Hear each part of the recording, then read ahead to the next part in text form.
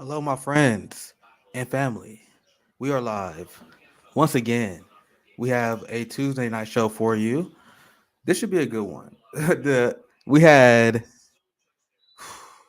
pretty much the world was on fire after the Oscars, which is honestly, from my point of view, very frustrating because I talk about all the time how I hate the distractions, and now we got a giant distraction, right? So we're gonna talk about that because there's been a big debate. The whole Chris Rock Will Smith thing has been very, uh, like the debate has been very divisive, right? But anyway, we back. We're gonna talk about AOC as well today. She's warning her political party. She's saying what everyone knows. We have definitely a red wave coming, which is by design. So we're gonna dive into that. But the entire, I guess I'll give my thoughts on Chris Rock versus Will Smith because I remember one of the first things I tweeted about at the time, like, God damn it, we got something that is gonna distract people again. And I don't like I see people like get very invested, very emotionally invested. I'm on Chris Rock's side. I'm on Will Smith's side. And honestly, whenever I see that shit, it's clown shit to me. Like people picking sides in a dispute between millionaires. I even seen people in my community, like I see people, black people, that are like who are like, man, white people, you guys shouldn't be commenting on black people's business. I don't. This is black people's business. This is not black people's business. This is rich people's business. This world that these celebrities live in is fake. And I remember after this event happened, I'm like, this shit is fake. And some people are like, no, no, no, no, no. It wasn't staged. I'm like, I'm not saying it's staged. I'm saying it's fake. This artificial surroundings, Hollywood. If you guys think this is something real, we gonna get if any nigga walk up on that stage and slap a millionaire giving a joke, they're getting arrested, right? Will Smith doesn't get arrested. This world that they live in is fake, and we shouldn't invest any energy like debating, arguing over this shit. And I seen people like, I'm Team Will, but we gotta protect black women. Then I see people, I'm Team Chris Rock, right?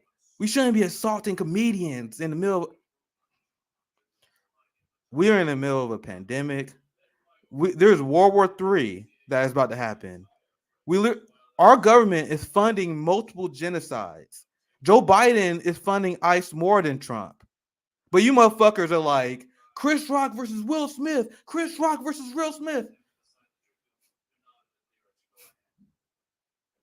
I think people are like, oh, well, you gotta defend Jada Pinkett Smith, man. You gotta defend black women. Oh, I'm sorry. I don't give a fuck. I don't give a fuck about the feelings of a millionaire rich woman. Period. How many times did me and Sabi have to tell you guys? When it comes to these celebrities, these black celebrities, these motherfuckers are millionaires first and they're black second. They care more about their class. They are class loyal first, black second, which is why every single black shit live Hollywood celebrity, from Morgan Freeman, I want to say Will Smith. I want to say it, but I'm not sure. I think he said something. I'm trying to think who. I'll tell you guys, I'm not a celebrity guy, but I know for a damn fact Morgan Freeman. Fuck, there's another big name. The chat, do you guys know? Oh yeah, Zoya. Hey Zoya, do you want to join? Zoya, do you want to join me today? I know I ain't giving no notice. So I can't find any energy. Oh, Samuel Jackson, Morgan Freeman. They always like, oh man, I disagree with these poor blacks and defund the police because they're the millionaire class. Why would they support defunding the police when we know police protect capital? And that's what these black millionaires always do. They keep the Overton window to the right for the black community. All right, I'm gonna send a link to Zoya. I was about to do solo, but we can have Zoya give her takes. So that's what I'm saying, bro. I'm like, bro, we in the middle of a class war, and y'all motherfuckers are dividing the workers over celebrities. Over celebrities. So what can I take away? Oh, Terry Crews too. I see the chat. Terry Crews as well. Terry Crews, the biggest coon that ever been cooned.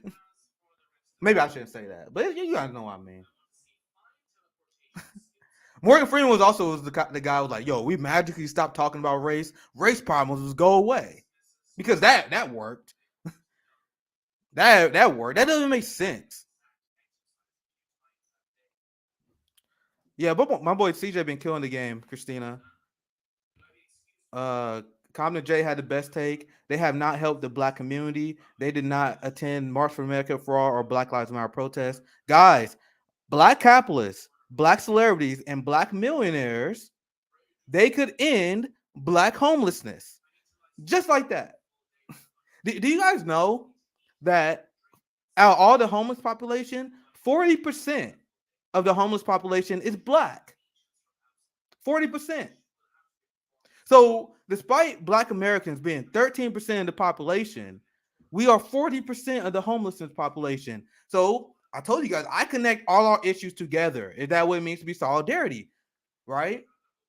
So when I say homelessness is a black issue, it's an issue that affects us. Obviously, fixing homelessness will help everyone. But what is the message of this channel?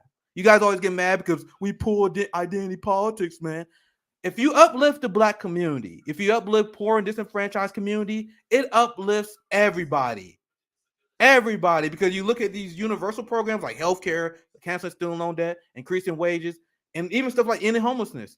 These things affects everyone, but it affects the black community the most. So we have all these black millionaires who live in a life that is completely divorced and different than black America.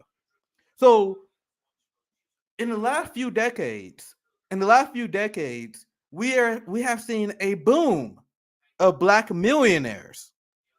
We have more black millionaires. But do you guys know, despite the fact that we got all these black millionaires because of athletics in Hollywood, that the wealth inequality gap, the black white income inequality gap is worse than it was at the height of the civil rights era. So this whole thing like black excellence, celebrate black excellence. Black excellence is black exploitation for the most part. Black businesses exploit black workers. Black capitalism exploit black workers the same way white capitalism exploit white workers. It's the same fucking thing. And when you look at the politics, all these black celebrities and their activism, what they do, they all shit libs. They all proudly supported Hillary Clinton, all proudly supported Joe Biden, and they're going to do it again, despite them selling our community out, despite them funding the police more, despite them being openly anti-black. And Oprah Winfrey, I see you guys going off in the comments here. You guys going off in the comments. So I'm telling my brothers and sisters, guys. You guys see what I'm saying, right? I'm telling my brothers and sisters, stop getting invested into these stupid black celebrity shit lib shit. You got these black celebrities don't care about our community, bro. They don't care. Michael Jordan sold his shoes and marked up the value of his shoes that he knew were being mostly sold to black people, but he marked it up and caused a ton of economic pain to us. Instead of giving us shoes, like, would that hurt Jordan to have a cheap pair of shoes? Imagine the good he could have done to our community. Nope, we're gonna mark the value up. You see how they just exploit us? They exploit us. Michael Jordan made his wealth by exploiting us by marking up the price, driving up the prices of shoes. And that's just the first example that hits my mind, guys. And I talked to CJ, I talked to Sabby. Black excellence is black exploitation. That's what it is. And I see people fighting over this shit like this shit actually matters to them. So I say this shit's fake, and people are like, oh, how you can say it's fake? For one, guys, I'm not gonna be afraid to say it. So, and once again, I'm just asking questions. So we had the Oscars. Well, anyway, I think it could be real. But the Oscars had reached its lowest rating ever, and then this happens. Okay. But anyway, we should. If it's fake, I mean, if it's real, whatever. I don't care. I don't care enough about it because this is a fake environment full of fake people. Now, how can I bring this conversation that I find has no value, right? But this is something that's hot. So You guys know what I'm do. You guys know what I do. I'm an agent of chaos. I'm an agent of chaos for the left, for the Overton window. I will take any opportunity that is given to me to shift the Overton window to the left even further. Right? That's the same reason why when the Russia-Ukraine conflict hit, and I seen the entire West calling Putin a war criminal, as someone who's an anti-imperialist who's been saying the same thing about the West, I use that opportunity to highlight the fact that all you people that call Putin a war criminal, you guys are hypocrites, especially if you vote for Joe Biden, because Joe Biden is responsible for more human death and destruction than Putin, and it's not even close. So you guys see how I use the Russia-Ukraine conflict instead of buying into the capitalist propaganda, and instead of buying into the red blue team rooting game that people want us to play. I'm like, bro, I don't care what the narrative that you guys are pushing. I'm pushing my agenda. Revolutionary Blackout is the most biased place you can find your news from, because we unapologetically present news. I cover stories from a pro-worker point of view, a pro-black point of view, and to be clear, a pro-black point of view helps all us out. Do we understand? Right? So when the Chris Rock versus Will Smith situation happened, I am witnessing a society that has a ton of hypocrisies who's trying to figure out what their take on this is.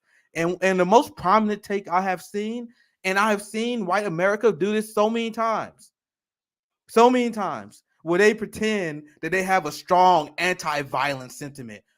Oh my God, Will Smith, he committed violence. Now, to be clear, guys, I do not condone violence against other people, right? But this is also why I tell everyone to train martial arts. I tell you guys to train martial arts. Now, I tell you, as a martial artist, I'm a little bit biased, guys. I'm a little bit biased. So if I'm telling a joke, and this is I trained Muay Thai for 10 years, Jiu-Jitsu for 10 years, boxing my entire life. It's like, this is my mind thought. This is my train of thought, right? I'm like, bro, if I'm telling a joke and then you try to slap me, I'm gonna beat the shit out of you. And then the punchline is gonna be funnier. Because imagine if like Will Smith come out and punch Chris Rock, and then Chris Rock just flip it and then start beating the fuck out Will Smith. That makes you look like even a bigger jackass. And that would happen if anyone tried to punch me if I told a joke. But I had to understand that not everyone is as confident or unshaken at physical violence as I am, right? But I consider myself to be anti-violence. I'm pro self-defense. I'm pro self-defense. I want you guys to understand that. But you guys have to understand, I am anti-violence because my anti-violence is consistent. My anti-violence is consistent. So I've seen takes from a lot of white people that differs from a lot of black people. And a lot of poor people, a lot of poor people are like, yeah, you talk shit about my wife, I'm gonna fuck you up. And you guys saw Rome take yesterday. I saw some people pissed off at that. Fuck it. But you guys understand the hypocrisy when you have a society that relies on violence, trying to tell people not to use violence? Do you guys understand how the levels of hypocrisy that leads to? What leads people to go the other way? Right? So now I'm telling you guys, like, I don't like white America's hypocrisies. Right? Oh my God, this is so violent. I can't believe the violence of this event. The same white America is 100% okay with funding the police more. So the same white America, and the police is getting more funding right now. The same white America is anti-violence, but they use violence to solve all their problems.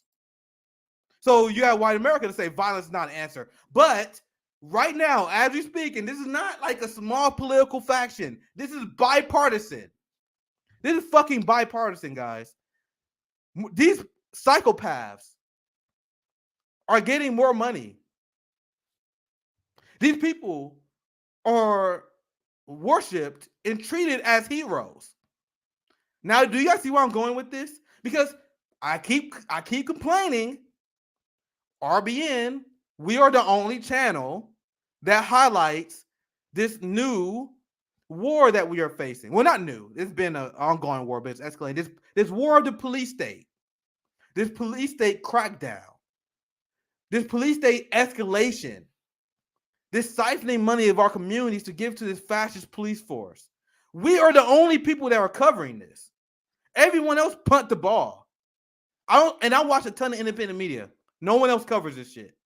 So while everyone is like, the violence,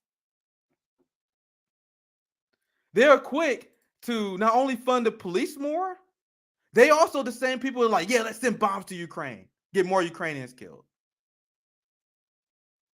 So I'm sorry, I'm not going to be one of those people that clutch their pearls over this shit. Why should I?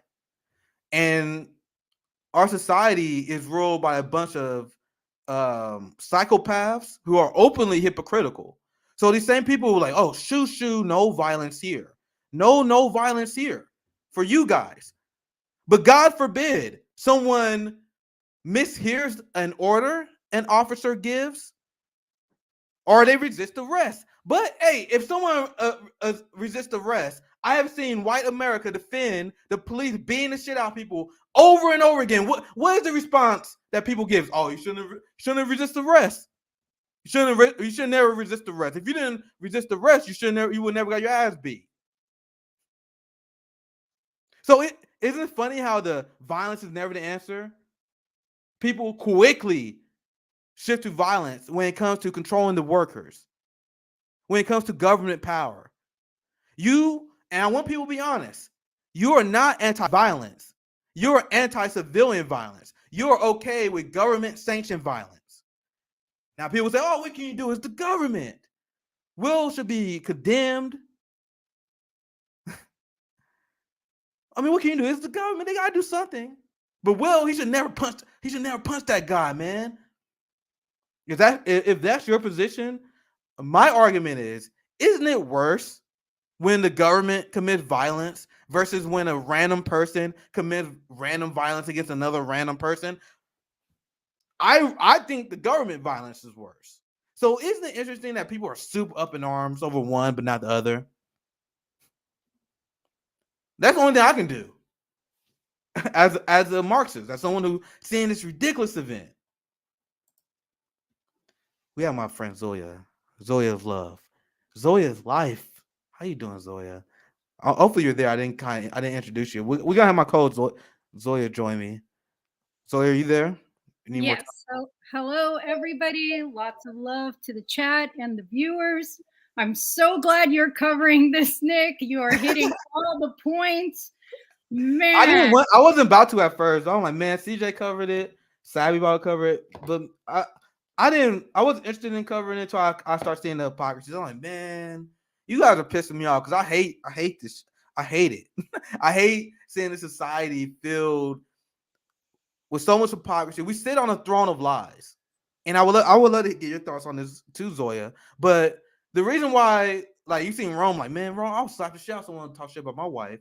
And a lot of people feel the same. These are the people who are like Team Will Smith, right? I've been like following like the conversation that go on in the black community, right? Team Will Smith, don't ever talk shit about my wife. Pro family value. That's the people I see defending Will Smith.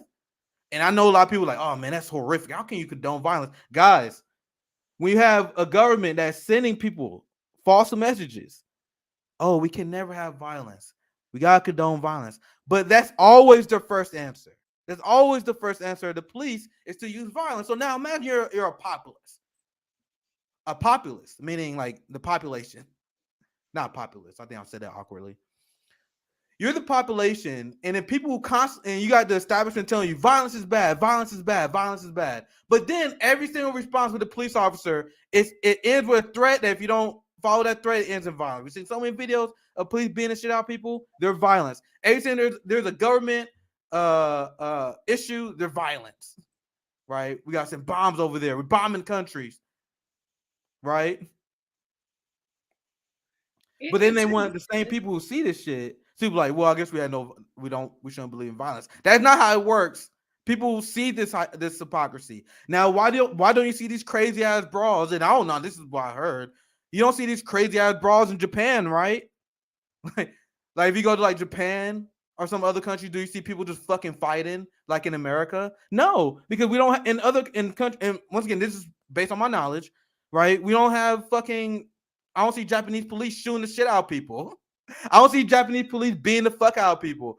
I don't see Japan anymore, right? I don't see them anymore bombing people. So at least as a Japan as a society, you don't see massive violence, at least against their own people, right? So openly. So then, yeah, you see a society a little bit more polite. You got a society where people got health care. Yeah, you got a society a little bit more polite. I know this may upset some of the fragile viewers, some of our more well-off viewers. But this is why you don't see people like me and Rome and CJ. This is why you don't see working class people, well, at least class conscious people like us, clutching their pearls over millionaire on millionaire violence. It's probably the least interesting thing for me to get upset about. I got some stories as well. That's kind of my take on that. I'm trying to think if I have anything else. Zoya, what's your take? You have anything else you want to add? Well, the same people are, pushing for nuclear war, but then they see, two millionaires exchange a slap and they get outraged. It's incredible. It really, this is what I mean when I'm talking about revolutionary discipline. The establishment is damn good at controlling where our attention goes. Meanwhile, people can ignore systemic violence perpetuated by a government, which is exactly what you were talking about.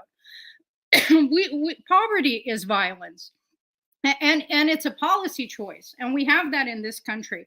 And yeah, in other countries, there's less of it. I wouldn't say there isn't any. There's definitely some. There isn't any utopias out there, but nobody does it like America does it. Awkward today posted a statistic that 75% of people in jail haven't been committed of a crime.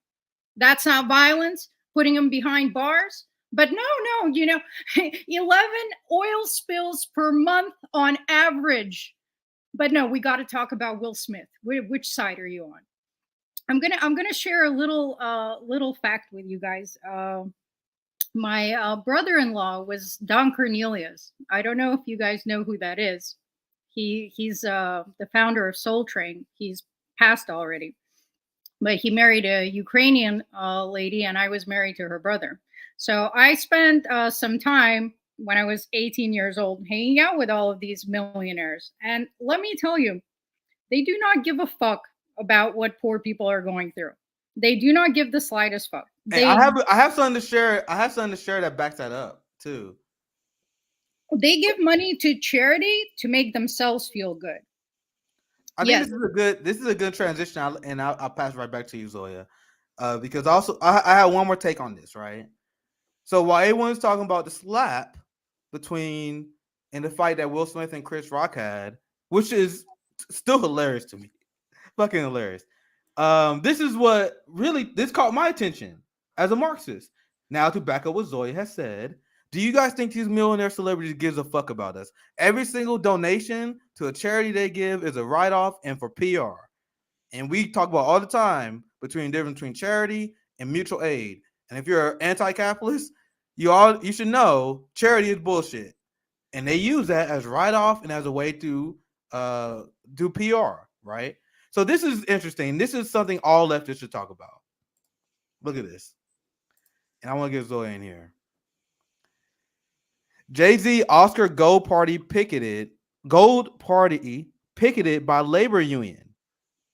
And then you had a ton of celebrities that crossed the picket line after this event. So this is someone who called him out. Fidel Martinez. Rosario Dawson was among the celebs to cross a labor union picket line. So while everyone's talking about Will Smith and Chris Rock, there was a ton of celebrities that, and then Rosario, she responded, she saw the tweet, and then she tried to do some PR here because her whole thing is I'm pro labor. And then she's like, oh, well, we crossed the picket line after the picketers left. I'm like, are you serious? That shit doesn't stop because you leave. Now, do you guys see why these celebrities don't care about you? They quickly cross the picket line. I'm gonna get Zoya in here, and we can read some more details on that because that's very interesting. But Zoya, you have anything else you want to add? Yeah, the funny thing is that picket line is happening a few blocks from where I work. And it's been going on for a really long time. People are protesting. It turns out that the backstory there is that workers were being treated deplorably. Um, Black people and other people were being passed over for white people for promotions for years, even though they had seniority, even though they had worked there longer. There was inappropriate conduct by celebrities. In case people don't know, Mermont is a very exclusive hotel for rich people. It's the playground of the rich people. And they had been sexually harassing workers and everything. So they've been on strike. And obviously, these rich people don't care. I just want you guys to understand the people you're reading about in headlines, I've met them, I've spent time with them. They do not care. They feel like they got theirs. They bought into the capitalist dream. They went by it. They feel like, they paid their dues, they got theirs, and you're not their problem. Uh, they do isolate themselves because anybody and everybody does hit them up like, I need money for tooth surgery. I need money for a car. So they get this like mentality that they should hang out only with people from their own class and protect themselves, and everyone else is somehow below them. And they forget where they came from. They don't want to remember. They want to be part of this upper class.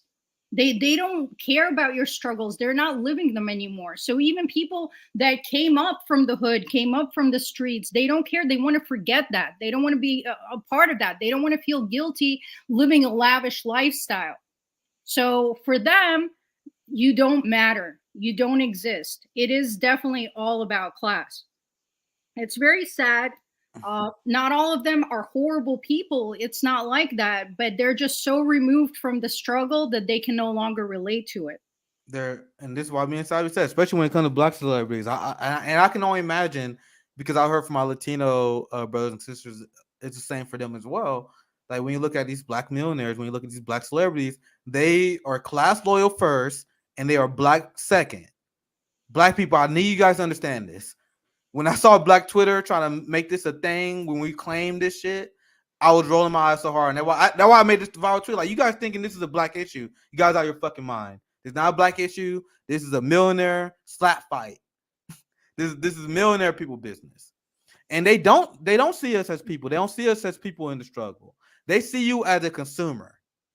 Like, if there's a comedian, they see you as a potential ticket buyer, right? If you're an actor, they see you as a potential movie a ticket buyer. Oh, you're a potential album seller. They see you as a metric. That's why when I see people stand, worship, defend, be obsessed over celebrities, I couldn't find anything that's more cringier in my life. That even before I was drag class, I always found that shit cringy. Like, you standing, defending, and loving some person who don't even know who you are. Yeah, he couldn't care about you. Will step over you if you was a homeless person, ask for change. So that's why I'm at this issue. I found it the only take you should have, and I'm not completely soulless, guys. I know I can be an asshole where I'm like, dude, revolution is all it is, right? It was funny, man. It was entertainment. It was the best moment in the history of television. Probably everyone around the world seen it multiple times. It was fucking funny. That is the only take I think that I would take seriously on this. Anything else? Well, I saw Jimmy's coverage on this, and Jimmy's coverage on this makes sense because Jimmy's a comedian. Like, I saw Jimmy was very concerned over this. But Jimmy, once again, he's a comedian. He might get punched in the face, right? So I understand why he's concerned. But if you're an average person, why the fuck are you investing in this story instead of the labor struggle that's going on right now? Applebee's literally saying, we want our workers to take a second job. We're going to take advantage of the inflation to lower wages. This is what CEOs are saying. Applebee's CEO was caught saying that. But you don't think that that's the mindset of the average worker? Thank you for the $5 super chat, Nina. If Jada is so uptight about her hair, she should buy a fancy wig most women can't afford.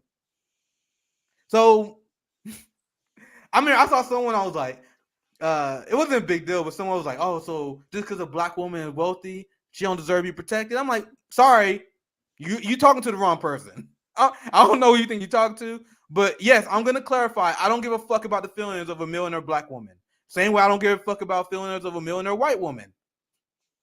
So go ahead. Money protects them. Their money already protects them in a way none of us can ever dream of being protected. Zoya knows. Oh, so I'm sorry. I'm sorry, Jada, that your feelings were hurt. I'm sorry your feelings hurt. Go see a psychologist that I can't afford. You guys know how many times I've been in therapy in my life? 30 years old. You want to know how many times I've been in therapy? 0. I have never been in therapy in my fucking life because I can't afford it. I would love to talk to someone about my problems. Can't afford it. So go ahead, Jada. I'm sorry you got your feelings hurt. I'm pretty sure you can buy you had the best money that therapy can offer. I'll tell you guys, I'm in this class war shit for real, man. I'm not like a lot of these motherfuckers, man. I don't know. Y'all like people really feeling bad. I see people like, oh my god, Jada, stop. I don't care. I don't care. She will be okay. Her kid's gonna be okay. Her kid's gonna be okay. Y'all motherfuckers need to get your head in the game. Y'all need to get your head in the game. Did that make me an asshole? I guess so. Someone has to be an asshole. But we're not even being assholes. We're just calling it how it is. These people are so privileged. They're removed from any consequences. You got 75% innocent people sitting in jail. You think that would ever be them? You think they pay consequences for things they actually do? The laws don't even apply to them. They can buy their way out of any problem. How many, like, the amount of illegal drugs that go through Hollywood parties, that and the amount of illegal drugs that celebrities use, but they bust in our neighborhood for weed, right? Niggas in jail for 30 plus years over weed. There was a story that I covered months ago. Some guy was trying to overturn his weed charge in like Alabama, and then they denied his appeal. He was already serving 25 years. He already served 25 years. They denied his appeal for weed. But you guys think we live in the same society as these people? It's a joke. So you know what this reminds me of, and I wanna. This reminds me of like when I see like the celebrities crossing the picket lines of the workers. While this whole thing going on, no one cares, right? That reminds me of the whole AOC tax the rich event. Do you guys remember when everyone right now is talking about like the Chris Rock slap, the Chris Rock Will Smith slap? But to me, I think the biggest story is the celebrities who crossed the picket line. It's the same thing with AOC's dress, right? I remember everyone was talking about AOC and her stupid dress. But to me, I remember at RBN, our coverage was like AOC went to the Met Gala while Black Lives Matter was being the fuck out of protesters. I mean, I was seeing Twitter videos that was going on around at the time, and there was people that was being police brutality. Like it was brutal police arrests I saw. The same people who believe that violence is never the answer. Those same people, right? So that's why this is what this reminded me of. Everyone was freaking out about AOC's dress. Meanwhile, we was like, bro, what about the Black Lives Matter protesters outside who getting their ass beat in front of the so-called liberal crowd?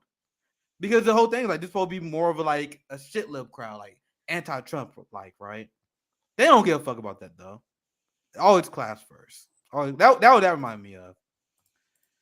So I guess we can get some chat. Zoe, any other thought? And then I haven't read some chats, so let's read some chats and then we get into the next story, I guess. Any last thing you want to add, Zoya? I mean, the AOC thing was ridiculous too. She went to play dress up. That's not a place you go to organize at the Met Gala. You know, those people are never going to vote against their interests. No, she didn't change anything by showing up there. She should have been out organizing with workers, with people striking in the streets. That's how she pitched herself when she was campaigning. And everybody saw that as a huge betrayal. Well, not everybody, not her. So, fan club, but all the real organizers were like, what the fuck? It's not like she went there and she caused a stir or she was passionate or she spoke on our issues. No, she just went there and was polite and got along, and that is not what we need. We are running out of time. We are running out of time on the environmental crisis that we're facing. There's no time to be polite with these people. Can you imagine Malcolm X going to one of these events? Bruh, there's no way. What? I mean, just hearing that sentence. I know that was rhetorical, but just hearing that sentence, like, what? What?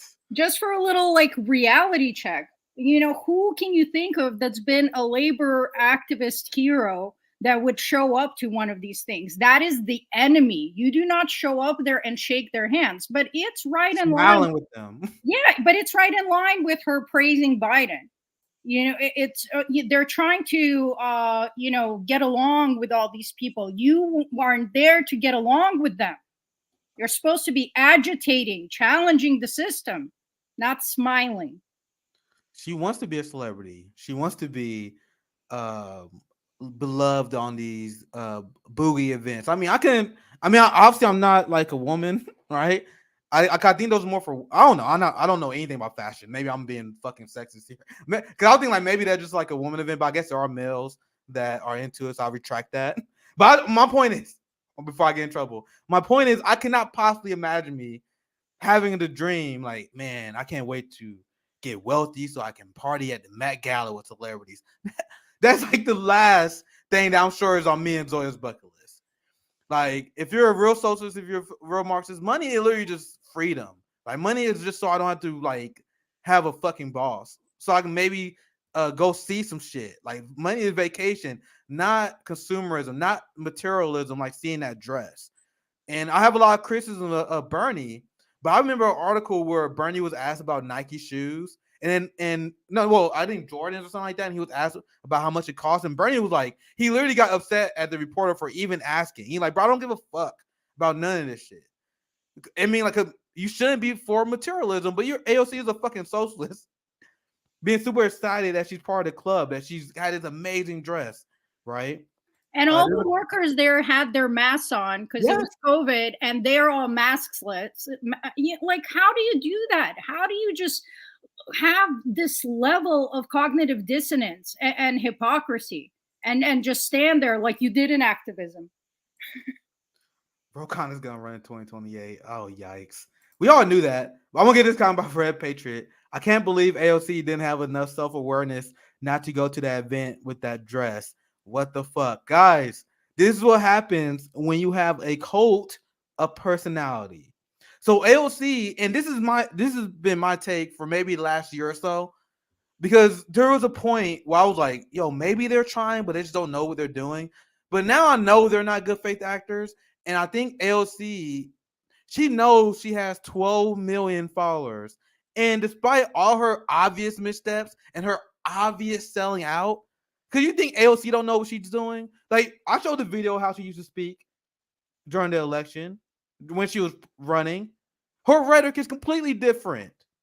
Mm-hmm. So you don't think AOC knows she sold out? AOC knows she sold out. Like, she knows she sold socialists out.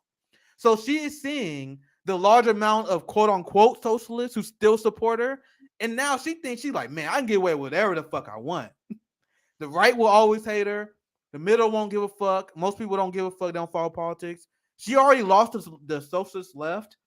So the progressives are quote unquote socialists who still support AOC. She knows she is not losing those people. You guys see what I'm saying? She knows for a fucking fact that she has this solid base of support. She knows for a fact that she is safe. If you don't like AOC and you think she's getting primaried, I'm sorry, you're delusional. There is zero chance of AOC being primaried anytime soon. Zero chance of that happening. So she knows she's safe. She knows she has a base of support. The TYT, the majority report left, they will always support her. So it's not about her having self-awareness. At this point, it's literally she don't give a fuck. And like whenever I see every single misstep, everything I see AOC has done over the last year, it has been so horrific. My only conclusion is she don't care. Like, she don't care when socialists criticize her. She don't care about being exposed as a fraud because she has that liberal support. She live a comfortable it might as well be Hollywood. I was about to say Hollywood life. Washington D.C. life might as well be the same, right? So you don't have to try to come off looking good. It's the same as Joe Manchin. Joe Manchin knows his seat is going to be safe. He knows he has his core conservative support, and that includes liberals, right? So Joe Manchin don't care if we criticize him. He don't care if people criticize him. AOC is officially in that spot now. Do you agree with what I'm saying, Zoya? Let's find some more comments. Yeah.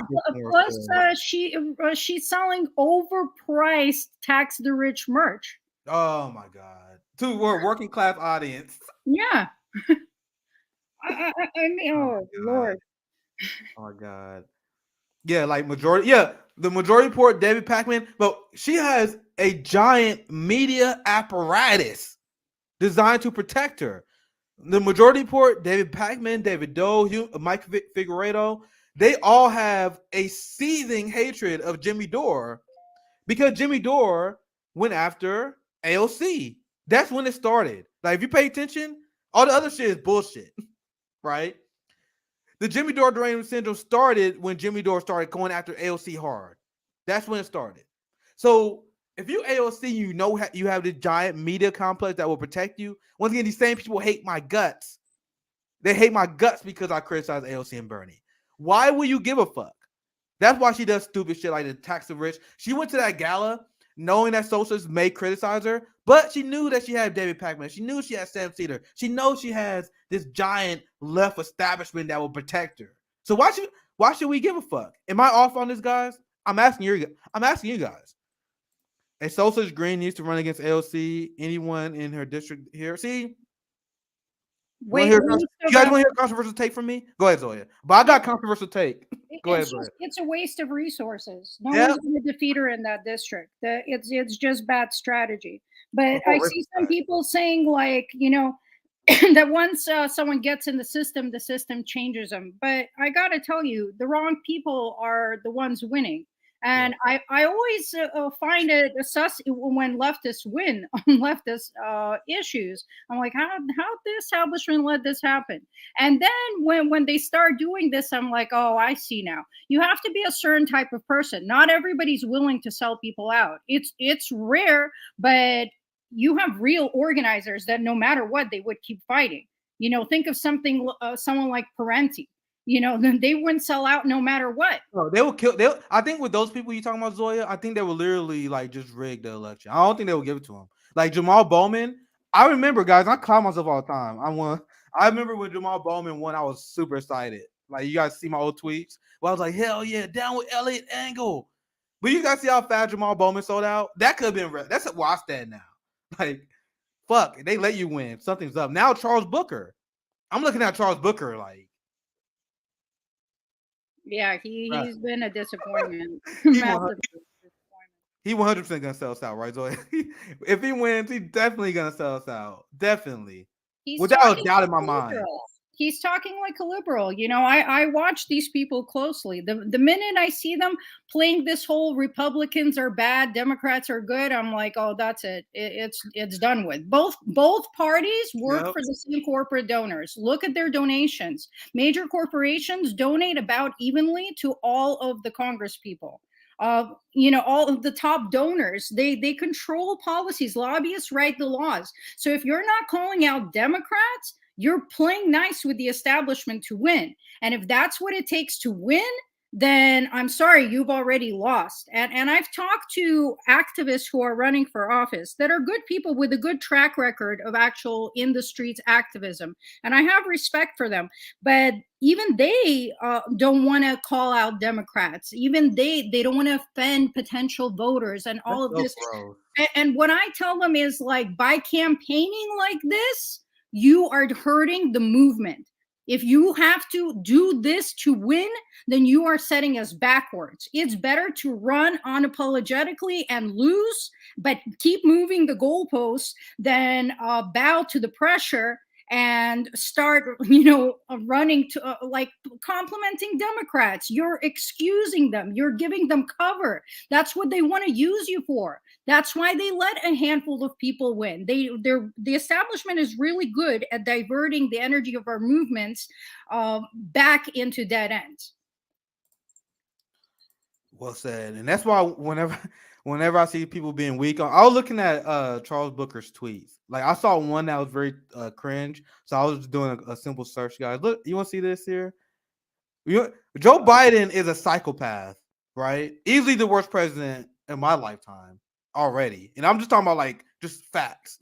Like the amount of deaths, right? All this kind of stuff, right? I don't see any criticism of Biden here. I'm like looking at all this shit, and this is the tweet I was looking for, right? Hold on, let me damn, I lost it again. But you see, it's all just like Democratic Party apologia. But I'm trying to see, damn, I just scrolled up and missed it. But it's when I'm looking at what Charles and Willie talk about, it's literally just Democratic Party talking points. Oh yeah, it was just Katami Brown. Fuck, I lost. I gotta reach first. I don't know how I lost that tweet. I'm gonna show you guys this tweet he made about. Here it is. Well, here's Clarence Thomas. Here, I'm gonna share my screen now. I'm showing you guys this for a reason. Supreme Court Justice Clarence Thomas has violated both a judicial and constitutional oath. He should resign immediately.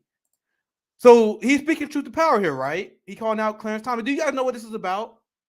This is about January 6th. Because Clarence Thomas's wife apparently sent a text message showing support for Donald Trump and saying the election was fixed. So liberals been melting down. And guess who's there to melt down about January 6th with them? Charles Booker. Now calling out Joe Biden. And this is one I had in mind. We see this? And I'm not even arguing with him on the merits here, but I'm telling you, look at his strategy. No one is surprised Mitch McConnell refuses to vote for Judge Jackson. He probably thinks she is 3/5 of a judge. You know, only the Republican Party is racist. That's the implication that Mr. Booker wants you to have. So I'm not even saying that these are inherently bad tweets. These are just standard liberal tweets. But when I see someone following the line of the Democrat Party, instead of running, calling out Biden for, like, I'm looking at all these. I think you guys believe me, right? I don't see no tweets about ICE. I'm scrolling down. No tweets about Medicare for all. No tweets about Afghanistan civilians being starved by the Biden administration. No tweets about the Yemen genocide. And you think that this is not a calculated decision by Booker here? Well, we saw Nina do this too. We saw Nina make this pivot when she was running the first time. And I'm sorry. I wish she was the person we needed. I loved her when she was campaigning for Bernie and she was fiery and she was calling everybody out. But when she started campaigning, she started doing that whole Republicans bad thing. Both parties are bad. You can't let Democrats off the hook. Yeah, and like, especially, like, it makes sense. And there are a lot of people who are cringe, and I kind of agree with them. But I agreed and disagreed with them at a time, because there was a lot of people under Donald Trump administration. They was critical of AOC and the squad, because they was like, you guys only talk about Trump and you guys don't criticize Democrats. See, I told you guys I agree and disagree with that, because it makes sense that if you're a congressperson, you call out the same president, right? It makes sense that you would call out power. So I wouldn't get mad. I never got mad at AOC and Bernie for having Trump derangement syndrome, because that's your job to do that, right? As long as you want to criticize your party too, right? It's oh my god. I just saw the talk. So look at what Charles Booker just tweeted out here. I'll tell you, I was just scrolling here. Look at this. He tweeted out this cringe. Oh, dude, this dude is gonna sell us out. So Savvy covered this. I didn't cover this, but this cringe ass circle jerk between black oligarchs here, where Cory Booker and Ketanji Brown Jackson, which I'm pretending this fucking white supremacist hellhole we know as America is like pro-black. Like this, I can do a whole segment on this. I don't have enough time. But you see what Charles Booker's tweeting out? Propping up Democratic Party oligarchs. Not interested. Not interested. Now, since we're talking about this, I want to shift to our topic, right? Because you guys see the title of this video. I'm pissed. Let's see if I can how can I bypass the paywall for this? Fuck. Because I read this earlier, but now I'm running into a paywall. Fuck. So all right, let's go to the tweet. Let's go to the tweet.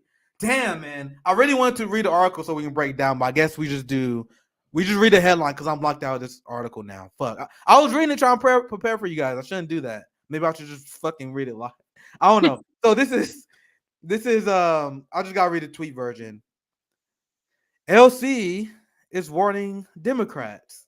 She says, we're in trouble. No shit. AOC, and I want you guys to understand the role that these people play. I explained this on Jimmy's show. There are so many people who are confused by this shit. There are people who will say, Nick, RBN, Zoya, Why do you guys waste time criticizing the best option that you have in Congress? Why do you spend time? Well, I know they're not perfect, but aren't they the farthest left members? You poor, poor, sweet child. So let's read this headline. I'll explain why I criticize them. They run interference for the most corrupt in the Democrat Party. They are there to deflect blame from Biden. They are there to sheep herd otherwise anti-establishment minded people and non-political people that we need for a third-party movement, for a revolution. They're here to dole the revolutionary spirit and to get them to agree with incrementalism that we are not getting, by the way. It'd be one thing if we was getting incremental positive change. We are not. Things are actually getting worse.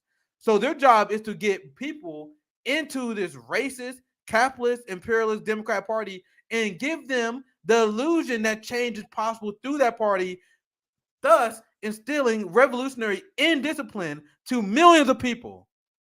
Are we clear why we criticize AOC so much? Now, here's a case study in them doing that.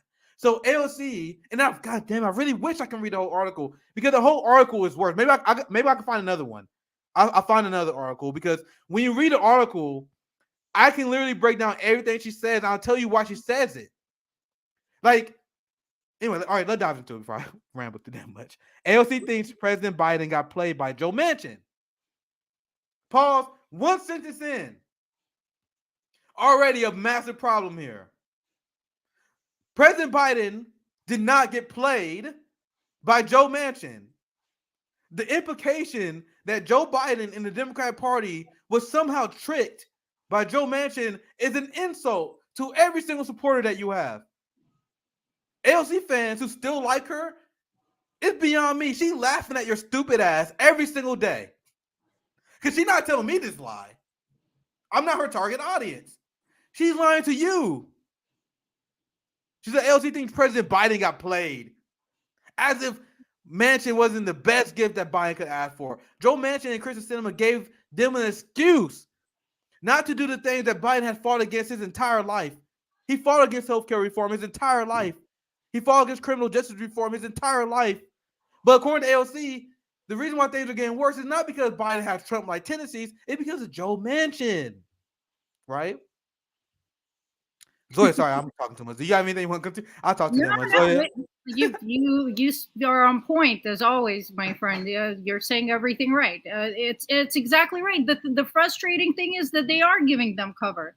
This whole blame game is what keeps these people in power because we're too distracted to notice all the harm that's being done by the establishment. As long as we can keep pointing fingers and making up these rotating villains, the parliamentarian was a great one we saw, debuted last year. It's all the parliamentarian, they're just powerless. It's not like they could just fire the parliamentarian. It's the parliamentarian's fault. They're always pretending somebody is an obstructionist, that they really, really, really want to do it. But these people are just stopping him. So donate harder, vote harder, and things will change. But this never changes. I'm 41 years old. This is the game. Thank you, Leroy. I found another article. I didn't read this one, but let's read it together. I'm gonna finish the tweet though. Let's finish the tweet because I only got like one line in, and then we read the article. I hope this article is as good as the other one because I found so many gems in that one. Like, anyway, let's read this tweet and then we go to the article that I didn't read already. So I have no idea what to expect for that. So AOC thinks President Biden got played by Joe Manchin and that the president's nostalgia for the bygone era of backroom deal making could prove disastrous for Democrats in the midterms. Now, I'm trying not to be too much of an asshole, but the reason why I have to be an asshole because do anyone really believe AOC is smarter than me? I don't believe for one fucking second that AOC is smarter than me. Not for one fucking second. I'm a college dropout. I'm just a fucking college dropout who likes to read. That's it. So what she's saying here has never been the case. The president's nostalgia for bygone era backroom deal making. She is feeding to the illusion of Washington, guys. The idea that you have politicians who have legitimate disagreement. So the reason why Mitch McConnell's not working Republican because he had legitimate disagreement with the Democrats, but there was an era where at least you had these bad faith politicians. They would meet in the back room with Joe Biden and they would actually make deals for the working class people. When has this ever happened, guys? This is ahistorical. Everything that the establishment wants, including military budgets, like we'll cover here soon, Joe Biden about to give the military even more money, the police even more money. Wall Street got another bailout. Do you guys think that there's literally some sort of fucking ideological struggle in Washington? I know I'm some crazy lefty, but and maybe I'm really getting nitpicky here. But why would you even lead that? She misleading people. She's convincing people that like Biden is working in good faith, that this whole system works in good faith. It does not. There is no struggle. There's no debate. If you disagree with the direction of the U.S. empire and you're a politician, for one, you don't get there. For one. For two, let's say you did have a disagreement. They will destroy you. They will destroy you. Nick, let me see if I can share the article. Yeah, yeah, we can do that. We can do that. He got some quotes here. Should I read these quotes? Are these quotes good? I didn't prepare this tweet. Let's see what quote is this. I actually think this thread got some quotes in here. Oh, perfect. I told you I didn't prepare the tweet thread, and oh my god! All right, so this actually might be better because it looks sexy. It looks sexy now. So we got some gold mine here as quotes. I didn't have none of these prepared, so we're gonna react to them live here, right? I've seen some of these. I feel like our politics has fundamentally changed. Oh God. Whether it's for better or worse, it's for people's determination. But I was never under the illusion that we can bring Manchin along. I don't have much to say on this. Just more of her just pretending that politics is something that is not. Let's read this one. I have the utmost respect and confidence in the press. That's what makes her dangerous. I think this is the one I saw. Sorry, Zoya. I think this is the one I saw. But go ahead. I want you to finish your thought.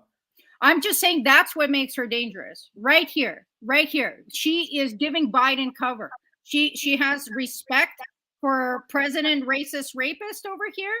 And confidence. Zoe. She want her followers to have so when politicians say stuff, guys, they don't say stuff like I'm on a podcast. I'm breaking down news stories for you guys, right? We're having fun. I'm talking to my friend Zoya. That's not how politicians give interviews that they know they're being quoted. Everything they say is for a reason. So when AOC says, I have the utmost respect and confidence in the president, that's her saying, my followers, I want you to have the most utmost respect and confidence in the president. My followers, if you support me, you should have confidence in the president. But sorry, go ahead. I would love to hear more. What if I said, let's say this is a different time period, and I'm just saying this for shock value. I'm not comparing him, to this person. But what if I said, Iran, I'm a congresswoman now, and I'm saying I have the utmost respect and confidence in Hitler. But this is who Biden is to me. It's not the same. I think that comparison is overused, but I'm just saying it to emphasize the point that some people are so bad that you cannot say these things. It goes against what every activist is protesting right now. You are not an ally. And I talked about this before, when people say stuff like that, it's offensive. It's offensive. Like, I could break down Biden's entire record, but you realize I can take just one thing. Biden starving millions of Afghan. The number I'm trying to remember off the top of my head, but I think 13,000 Afghan kids died thus far. Someone please fact check me, but I'm doing that on top of my head. That's because of Biden's decision, the executive branch, not because of Joe Manchin. That had nothing to do with Christian Cinema, nothing to do with Mitch McConnell. This is the decision of the executive branch that the commander-in-chief is responsible for. But you're saying you got confidence and respect for this psychopath? Once again, this is just one event. Should I talk about the genocide in Yemen? Can I talk about what's going on in Palestine? All the other sanctions that he have in the global south, like in Venezuela? I can take just one event of what he's doing right now. I didn't talk about the crime bill. Not talking about the Iraq War. Just one event. That alone makes you disgusting for praising him. Now, let's put the entire book together. The entire book of Biden's career, and then you praise him? How is that not offensive to black and brown people like myself? You are saying that our lives have no value. And this is what the Ukrainian conflict has done. I argue on this on my show. When you see people call Putin a war criminal for what he's doing in Ukraine, but they won't call Biden a war criminal for what he's doing to Afghanistan, that is devaluing the lives of Afghanistan people. Do you guys understand me? We got to stand with Ukraine. We got to call Putin a war criminal because of what he's doing in Ukraine. But Biden is not a war criminal despite bombing Somalia and doing a genocide in Yemen, because the lives of those people do not have the same value. So I'm telling you, if you're black and you brown, you go along with shit lib nonsense, you are devaluing the lives of our community. AOC, by supporting Joe Biden, is devaluing black, brown, Muslim, Latino, fill in the blank lives. Do you guys understand? And Nick, just to put that number into context, it's 13,000 newborns that died since January from malnutrition and hunger-related disease. That's so just newborns. And Biden's sanctions on Afghanistan threaten to kill more civilians than 2 decades of war. Right now, 22.8 million Afghans, more than half the population, are facing acute food insecurity. If you are busy talking about Ukraine, but you don't mention, if it is not your number one priority, you are a piece of shit. if I'm trying to think about the most technical way of saying this. If you vote for Joe Biden last election because you're fooled, okay, that's one thing. That's one thing.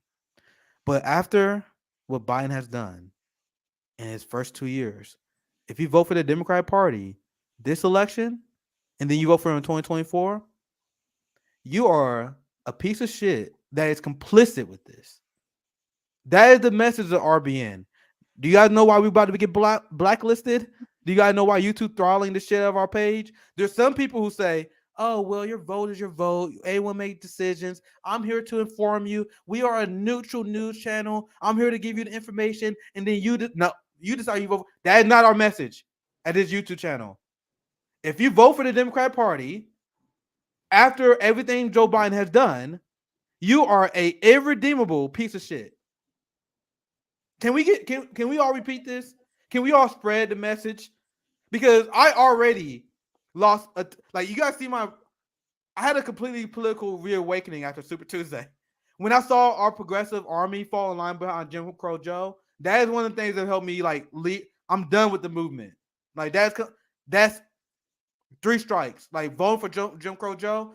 That's what I was before, but I try to show grace, right? I try to show grace to some people. That grace is done if you vote for them again.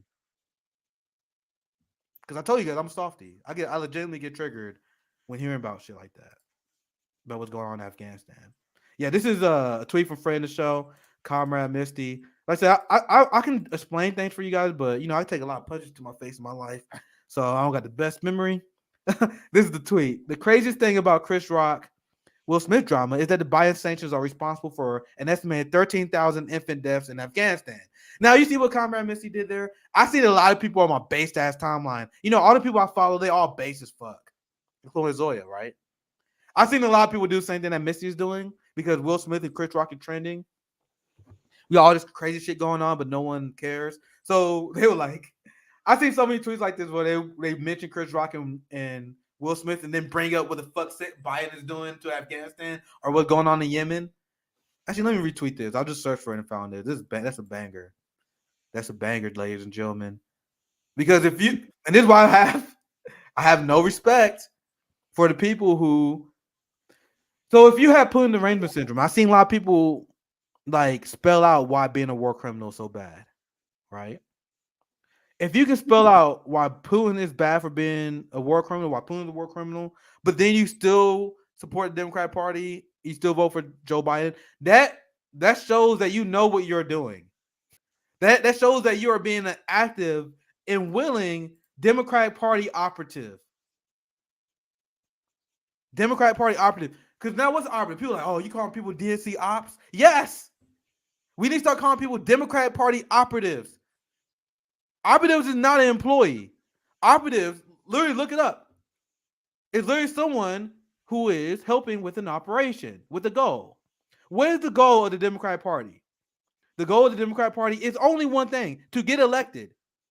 So if you are a leftist and you tell other people to vote for the Democratic Party, I don't care if you call yourself a socialist, a communist, you are none of those things to me. You are just a Democratic Party operative. Vosh isn't a socialist. Hassan isn't a socialist. TYT is not a socialist. They are Democratic Party operatives because at the end of the day, no matter what they tell you, they will tell you to vote for the Democratic Party. They will tell you we got to get rid of the orange Cheeto, the Republican Party. Go ahead. You know what's really sad? A lot of people that canvassed for Bernie and through blood, sweat, and tears got liberals to flip and start thinking about leftist policies and rethinking their positions and get them out of the liberal bubble. Once they saw Bernie and AOC and people like them give Biden cover, give them praise, that's what they just go to. So now when we're calling out Biden to them, they go, but I understand. AOC and Bernie said he's doing a good job. So that's the harm. And we didn't get paid to canvass. That is volunteer work. That's a sacrifice. And in a tweet, they can just destroy it. Yep. Just in one tweet. I remember when Bernie sent out his horrific Ukraine-Russia tweet. Right when Bernie sent that tweet, I swear to God, that's when I seen all the Bernie stands start saying the same shit. That when I was all start seeing them fall for the Ukraine propaganda. Now I want to let me see if I have it. Have it pulled up. Damn, I think I lost it. Oh yeah, sorry. The thread. I almost lost my train of thought. Okay. So here's the thread. Let's continue reading the thread. We got off a little bit, but I want to read this story about the AOC story because the quotes. I want to see if they get. I want to see where they get. If they get worse or better. But I feel like this has to be the worst one. I haven't seen this tweet thread. I skimmed the article in preparation for the story. I wanted to have more of a live reaction anyway. That's why I'm mad that they wouldn't let me back into that article. But I think this works pretty well. I don't think it'll get worse than this, right? While I have the utmost respect and confidence in the president, I don't think it works than that, but let's see. But this is the end. I didn't finish this part. Oh, fucking people always text me while I'm live, man. But I just felt like we called two different plays on this one. But she's talking about Joe Manchin. So she's talking about I kind of already made this point, so I'll be quick. But she's pretending that like Biden is working in good faith and that progressives have one plan, but Joe Biden didn't listen to them. I'm sorry, boo-boo. AOC. There's no point where this motherfucker was going to listen to you. But as I said before, AOC is not smarter than me, so she knows that. She knows that, right? She don't want her followers to. So let's see if it gets worse. Now, I don't think it could top that one. Let's see. So here's another one. This seems like some word salad shit. We need to acknowledge that this isn't just about middle of the road and increasingly narrow band of independent voters. This is really about the collapse of support among young people, among the Democratic base, who are feeling that they worked overtime to get this president elected and aren't necessarily being seen. Not that they aren't being seen, not necessarily being seen. So, she said increasingly narrow band of independent voters. 50% of registered voters are independent, by the way. Not much to see here, but this last part here is, once again, low-key Democratic Party apologia. That if you're not if you don't have discipline, if you're not willing to, if you can't spot the shit out, you can't see it. But it's not, we aren't necessarily being seen. We straight up not being seen. Like, why can't you just say, we are pissed off because you just abandoned all your campaign promises, like cancel student loan debt, for example. So you have anything you wanted to chime in on? I think I heard you. I just I don't even buy this. I was driving Bernie during when Bernie primary. I was driving people to the polls, and it was really outrageous. In the college areas, they were out of ballots, just didn't have them. In the poor neighborhoods, the lines were like 8 hours. The machines were malfunctioning. So I went, and the lines were long. So when they were saying that people weren't turning out, I'm not buying that. In Texas, I don't remember the number anymore. It used to be my pinned tweet, but something like over 1,000 polling places were shut down before the primary. So I don't believe that young people didn't turn out. I don't believe they went to all the rallies, put in all the work, and then on election day were like, "No, I'm going to skip it." So I think that young people are turning out. They just want to place blame on somebody. They want to always place the blame back on us. It's always our fault. We're not doing enough. We're not showing up. We're not donating hard enough. We're not campaigning hard enough. So that next time they're gonna say, don't boo, vote. Why is the onus on us? We put you into power to do the work. Where's your accountability? Where's your responsibility? Oh, you're outnumbered. Yeah, maybe you should be mobilizing your 12 million followers so you can put a demand on the president. So she said, and this is, I want to add to this point by reading this. She said, if the president does pursue and start to govern decisively using executive actions and other tools, why are you using if? I told you I'm a nitpicking asshole. She said, if the president does pursue, that should not be your message as someone who's representing the left. You need to mobilize your followers, your 12 million followers, so he does do this.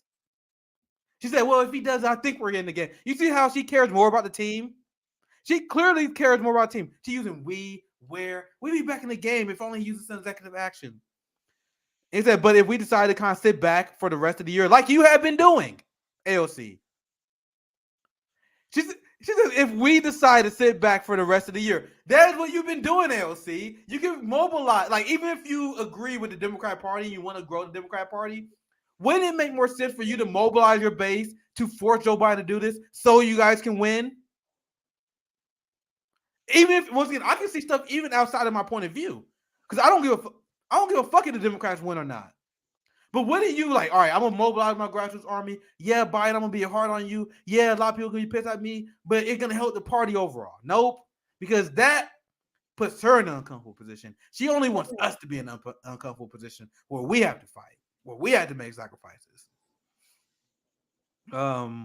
Says she understands we're in trouble. I think she should be leading this shit, honestly. Let's see. I think this last one, we can read this last one, and we can start to move on from the story. I think it's really disgraceful, frankly, the lack of Latino representation. She using the bastardized version of identity politics. If you're new to the channel, I explained many times. I know there are a lot of people who they just hate identity politics no matter what. And I'm telling you guys are being misled and you're hurting us. Identity politics has a positive solidarity message that was used by Black revolutionaries. I'm a Black man. Here's my struggles. But you're a poor working class white person. You have struggles that connect to ours. Our struggles connect together.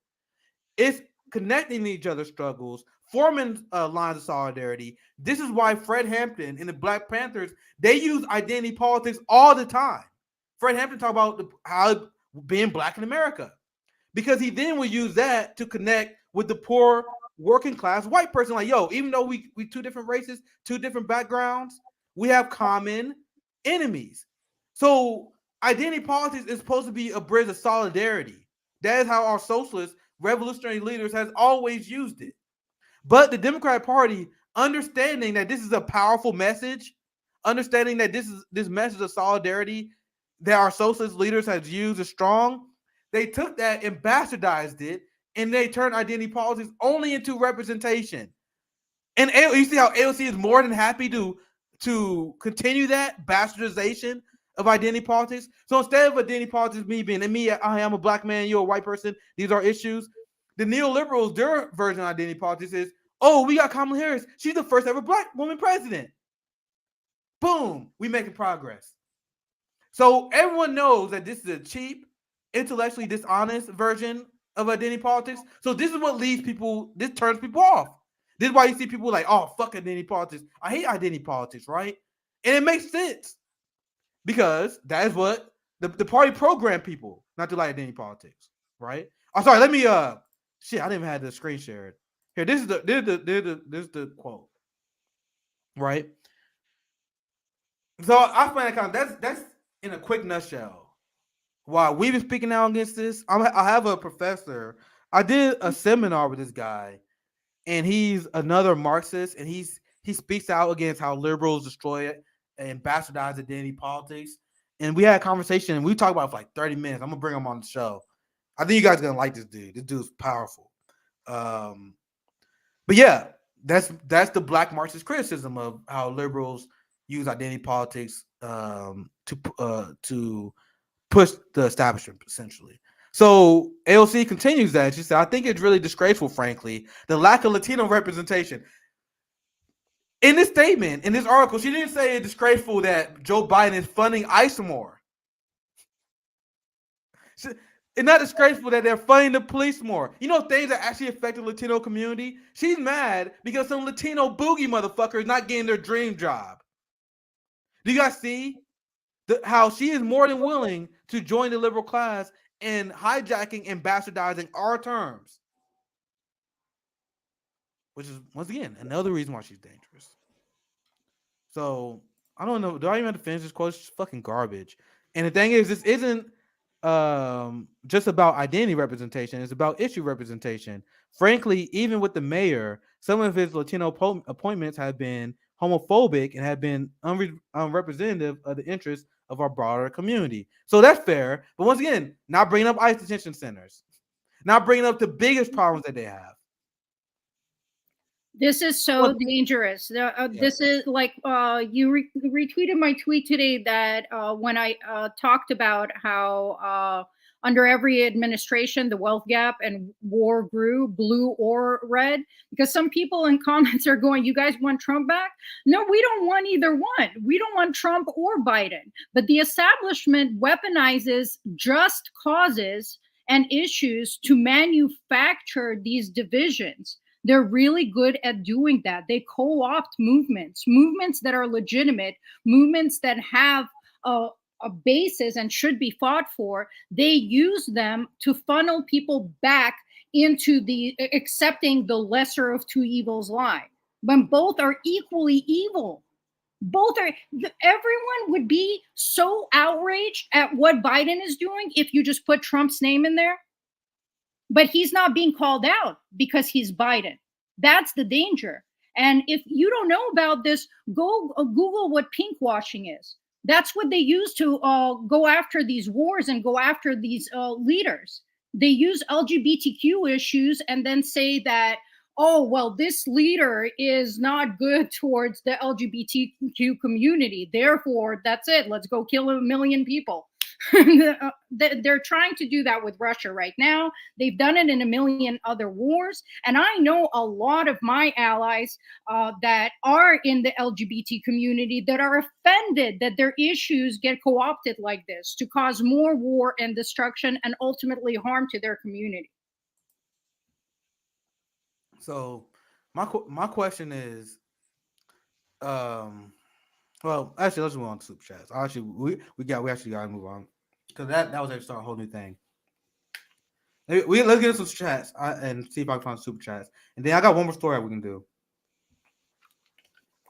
One second, I think I just saw one of the super chats. Let me pull it up. Thank you, Nina, for the $5.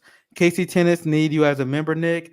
I reached out to Casey Tennis multiple times. I want to bring them on the show. I volunteered for them before all the pandemic. Like, they're super underrated group. I remember during the pandemic, I reported this on my show. Let me put the super chat back up. Casey Tenants literally got like 150 housing units for homeless people in the middle of the pandemic because they was demanding to meet with the mayor, our Democratic mayor here. And you guys know how they did that? They was like, hey, yo, if you don't meet with us, you don't do anything about this homeless problem, we don't care if a Republican win. We don't give a fuck. We will rally as many people as we can, and we will tell them not to vote for the Democratic Party next year. And then because they did that, Quentin Lucas, our mayor in Kansas City, had to meet with this activist group. Do you see just one way you can use strategy to affect change through the electoral system, which is the exact opposite of what our progressives are doing? So now let's analyze this.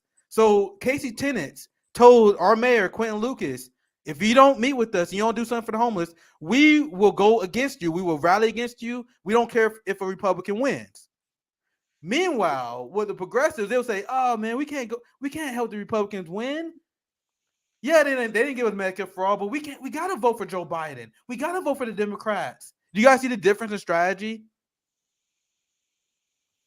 Casey Tennant got that change done they improved the life of homeless people using electoral politics, but they use an intelligent version of that, an intelligent strategy. The strategy that you see from the Justice Democrats and the people who are advocating taking over the Democrat Party is beyond incoherent.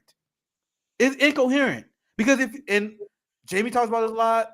We bring it up a lot. If you tell them and you're gonna vote for them every single fucking time, what makes them change? Nothing.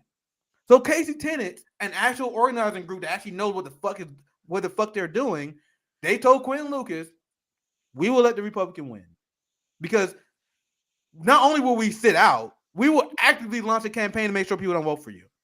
So they got a meeting and they actually improved people's lives. I covered that a long time ago on my show. So yeah, Casey Tennant is based as hell. They do a lot of mutual aid. Let's read some more comments. There are more Nazis in the United States than there are in Ukraine.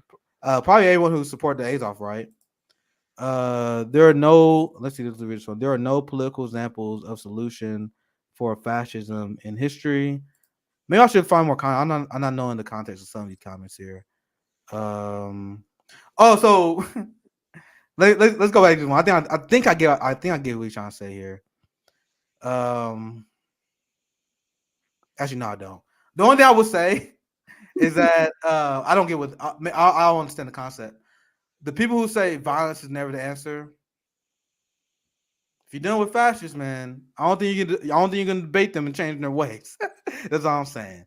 I'm trying to see if I'm missing super chats here. I think we can just move on to the next story. I don't see any super chats. I see a lot of chats. There's so many comments, too many comments to catch up on here. Leave some super chats if you guys want to read something off here.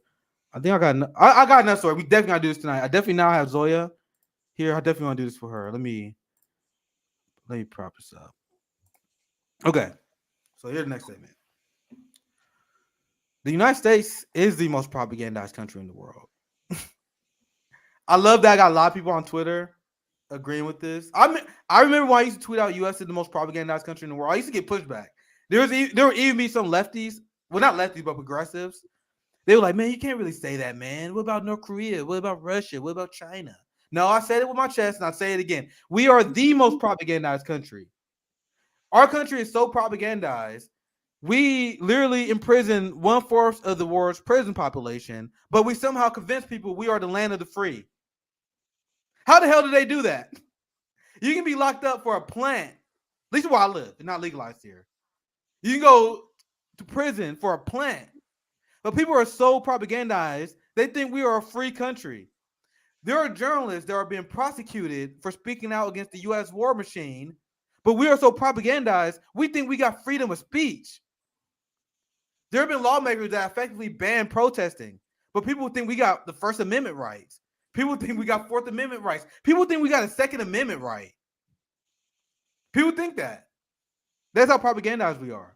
So the propaganda in America is so thick, we can't see past it.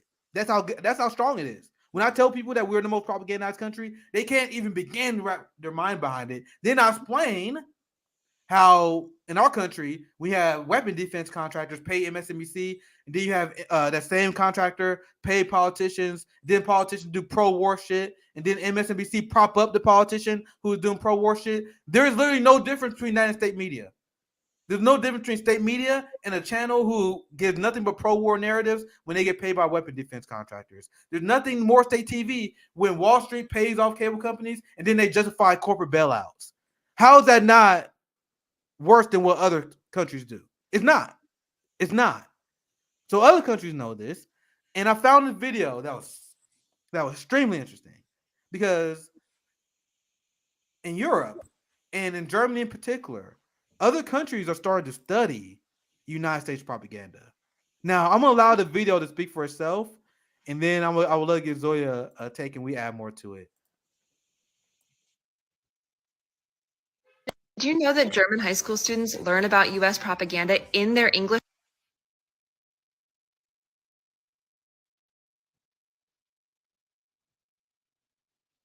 I would like to remind everyone Nick doesn't have a producer. Do you know that German high school students learn about U.S. propaganda in their English courses in high school? Recently, a follower asked to send me a textbook that they use in German 11th to 13th grade English courses to study U.S. propaganda. So like in the United States, where we study German World War II propaganda, in Germany, they're studying current U.S. propaganda. They cover everything from U.S. exceptionalism to the American dream, and they show German students how U.S. citizens have been led to have a lack of self-critical awareness to how their ideals have failed. I didn't want to believe it at first, but if you Google the name of the textbook and the word Abitur, which is the final stage of German high school, it returns all kinds of study guides and notes. And what really shook me is that on one of these study guides, it says, the U.S. has become a wasteful consumer society of lonely individuals. So if you've ever wondered how some people outside of the U.S. view the U.S., do you know that German high So what I quote tweeted which was extremely poignant, because one of the reasons why I'm a Marxist, one of the reasons why I was able to decolonize my mind, is because I am not impressed by this society.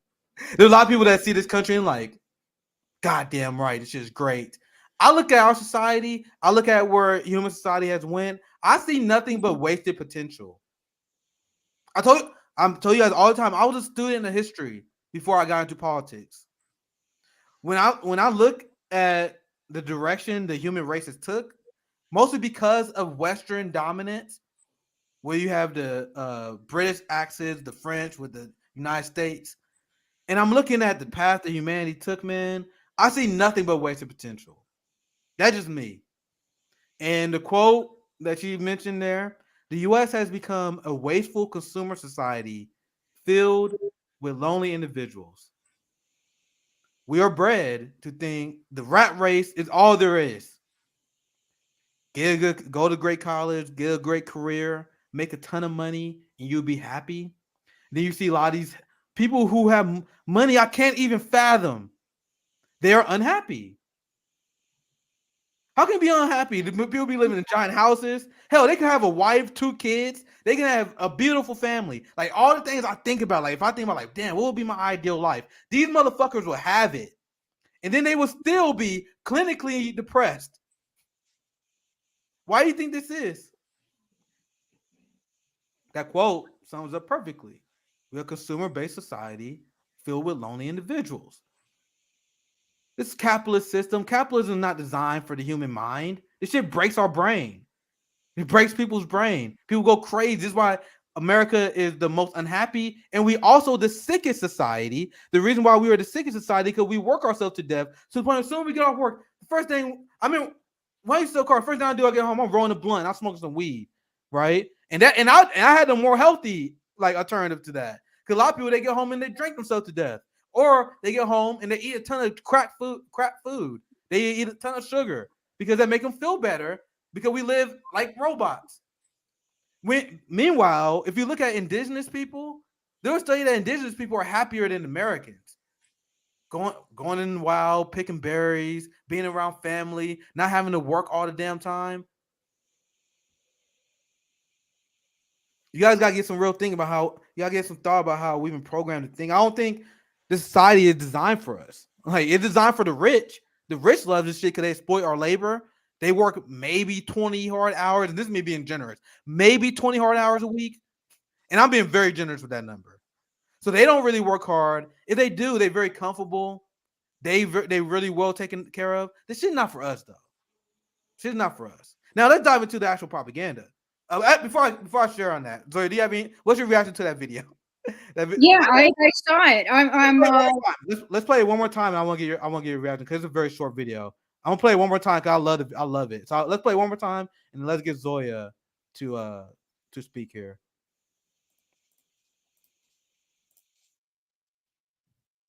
Did you know that German high school students learn about U.S. propaganda in their English courses in high school? Recently, a follower asked to send me a textbook that they use in German 11th to 13th grade English courses to study U.S. propaganda. So like in the United States, where we study German World War II propaganda, in Germany, they're studying current U.S. propaganda. They cover everything from U.S. exceptionalism to the American dream, and they show German students how U.S. citizens have been led to have a lack of self-critical awareness to how their ideals have failed. I didn't want to believe it at first, but if you Google the name of the textbook and the word Abitur, which is the final stage of German high school, it returns all kinds of study guides and notes. And what really shook me is that on one of these study guides, it says, the U.S. has become a wasteful consumer society of lonely individuals. So if you've ever wondered how some people outside of the U.S. view the U.S., so the amazing gentleman that you guys see reacting in that video, that's Conscious Lee. Yeah, JB interviewed him actually not too long ago, I think. Yeah, I saw it. He's a great follow. So Conscious Lee, guys, if you guys are curious, he has a lot of amazing takes, and he's extremely informed. I want to read a quote. I'll tell you who it's by later, so you guys don't automatically reject it. Every gun that is made, every warship launched, every rocket fired signifies in the final sense a theft from those who hunger and are not fed, those who are cold and are not clothed. This world in arms is not spending money alone. It is spending the sweat of its labors, the genius of its scientists, the hopes of its children. That's from Eisenhower, decades ago. Well said. Well said. Hey, it came from Eisenhower, but he's right. Now we talk about. I mean, me and CJ, we literally analyze propaganda. That was CJ. That's what he's best at. So do I even have to break down the whole American exceptionalism stuff? The fact that Americans really believe this. You guys saw the stream I had the other day, right? Excuse me, I had to cough. Excuse me. There's this person that like, man, Nick, and I took him on for a little bit. It was my stream I did with Kit from Harlan's Media. Some person was like, man, Nick, you seem so smart. I can't believe you're a Marxist.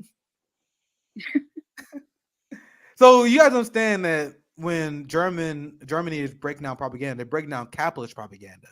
American exceptionalism, the American dream. This is capitalist propaganda that you've been taught.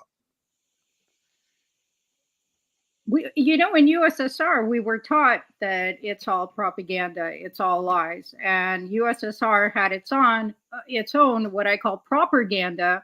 They made these incredible cartoons showing the greediness and unhappiness of capitalist societies, how they colonize the world, steal from people, like just theft, and try to convince them. There's this amazing cartoon I'll send to you about how, and all the capitalists were depicted as animals, as They are.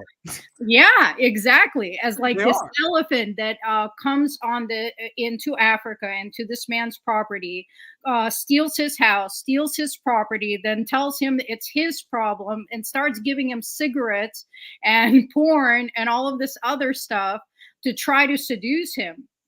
And eventually, in the end, the black man stands up to the colonizer and kicks their ass because it's a Russian cartoon, and it ends with They always got the best endings. Yeah, and it ends with like he had to learn a hard lesson about the colonizers, but a good thing that he learned it. So only in this country people believe that this is the land of opportunity, and although you can advance financially here for some, the lifestyle is built on misery. Everyone is extremely disconnected from each other. People are missing community. People prioritize materialism. I saw a documentary called Programming Kids a long time ago. And it was saying how even in Disney cartoons and everything, that this is not an accident, that they're selling to children the concept that happiness comes from possessions. And that gap, because it can never be filled by possessions, it's never ending. And you keep buying and buying and buying and trying to fill it by consuming, but it's never going to be filled, because the things that really mean something in this life are priceless, like love. And you can't really sell that to people. That's why they have to convince you to go after things they can monetize. And for that, they have to have division amongst people. That's why they don't want us on the same page. That's why they manufacture this hate between people. They've been doing it a long time, and they're really good at it. And then there's the idea, and I love that they talk about the American dream. A lot of people still believe in this stupid shit. America has a lower upward mobility than pretty much all the Western developed societies, right? I use quote unquote developed there. Like this idea that the American dream, it never has existed. The idea, anyone who will defend this system, capitalism is so apparent, especially our version of capitalism. We have student lunch debt. And we were so propagandized. I remember as a kid, like fucking seeing people not eating. I remember there was a few times I left my lunch money at home. Then I couldn't eat. They give you like a slice of bread, some bologna, and maybe some crackers. It's a cold meal, like garbage ass shit, no nutritional value. And then you're supposed to think you'll be on top of your head. You're not getting no nutrition. I know a lot about nutrition, so when I look back at it now, it horrifies me. Like I know a ton about it.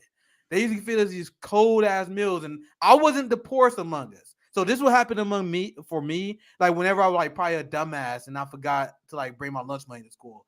But I see people, and think about this barbaric society.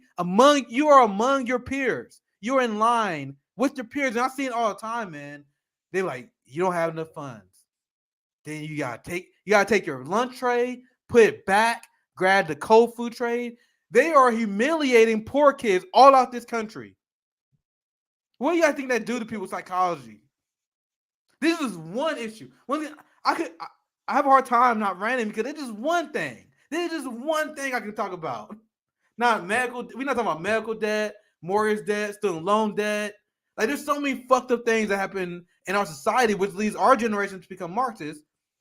I used to be like that fucking social democrat one, like I don't really know, maybe capital. Then you become an adult. I became an exploited worker, and that immediately helped radicalize me. I don't know how people go through this shit, like victimized bootlickers. Like your wage being exploited your whole life, you don't become a Marxist. People justify their wages being stolen. Oh, maybe my boss deserves to make 300,000 times or 300 times more than me because maybe my boss is that much smarter than me. Maybe he deserves it. If I just work hard enough, maybe I can exploit people. Do you guys see how fucking deeply ingrained the propaganda in our country is? It's predatory. I saw a funny meme that said Russia is going to fuck around and find out why Americans don't have universal health care. You know, all that top military spending, it's not for free. It's at a cost. And the fact that we're okay with this, and we're okay with it in the sense that we're not rioting in the streets, because the fact they can get away with this. And I tell people all the time, in second grade, we were learning algebra. And it's not because we were geniuses in USSR. It is just the approach. It was very logical, and it was done the right way. Here, the American system is designed to make you feel stupid. It's designed to make you feel like there's something wrong with you. Look at even what these politicians do when they are putting the onus back on you. It's always on you. It's always your fault. And that's why suicide is one of the leading causes of death in this country. It's always being put on you. Americans don't even know their true potential. You don't even know what you're capable of in any subject on any topic, because what would they do with you if they educated you? Now, in countries where education is actually free and they actually want their countries to advance, and look at how many things USSR achieved. Look at how many great discoveries came from that country, or even Cuba, how advanced their medicine is. They actually have an interest in advancing their society, not here. Here, the goal is exploitation and to make you blame yourself and your neighbors so that you never notice who is keeping all of the wealth. And then people don't develop the necessary critical thinking to analyze these situations properly, to see past the propaganda. And that's why I maintain compassion for even the worst of the worst, because I know they're products of the system. I thank everything, the big spaghetti monster, whoever, that I got an education in USSR, because I really do wonder what would happen to me if I was, That's why Zoya's smart as hell.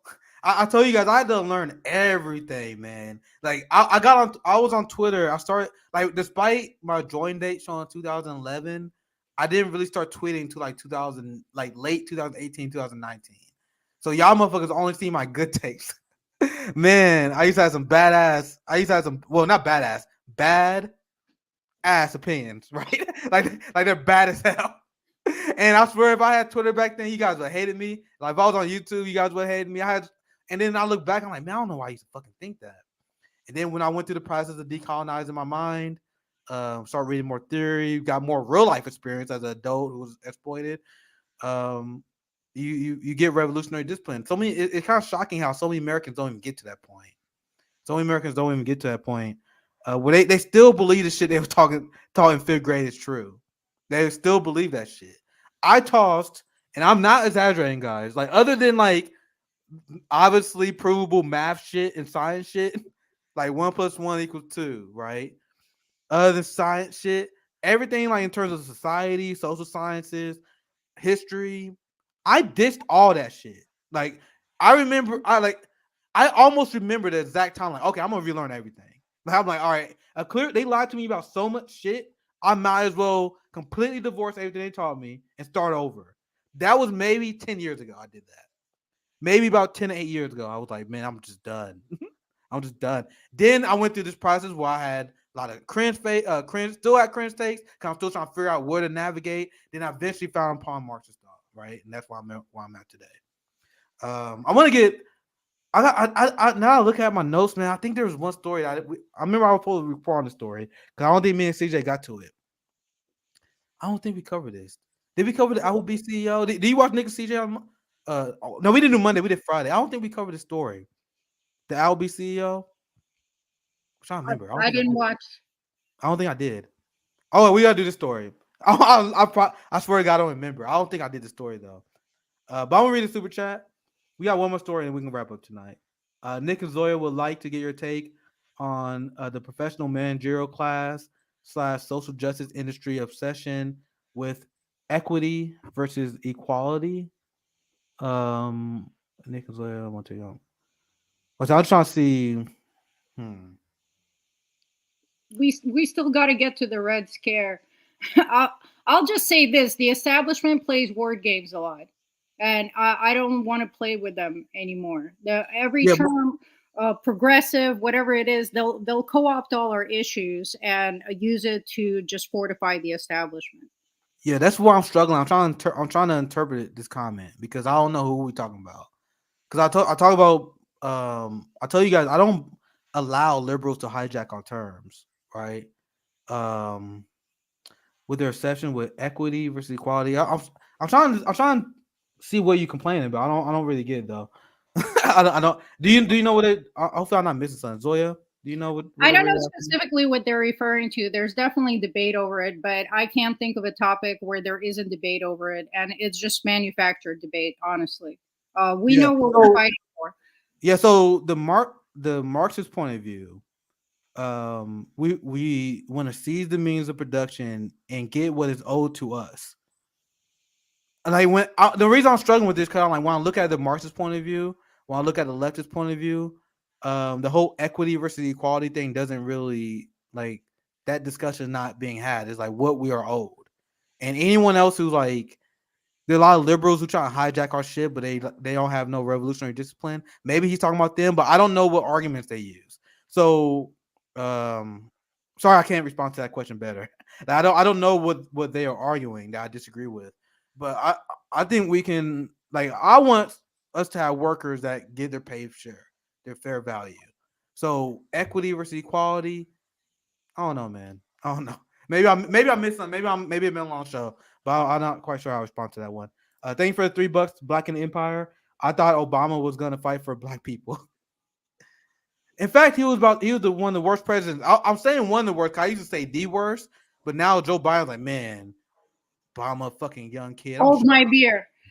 I'm gonna show this fucking kid how it's done. He like, man, I was vice president, man. I would did way more shit to black people. Anyway, yeah, I really feel bad about last one. I wish I had better answer that. I just don't know what debate you are talking about. But anyway, I'm trying to see any other super chats I missed. I think those were the only two I saw quickly.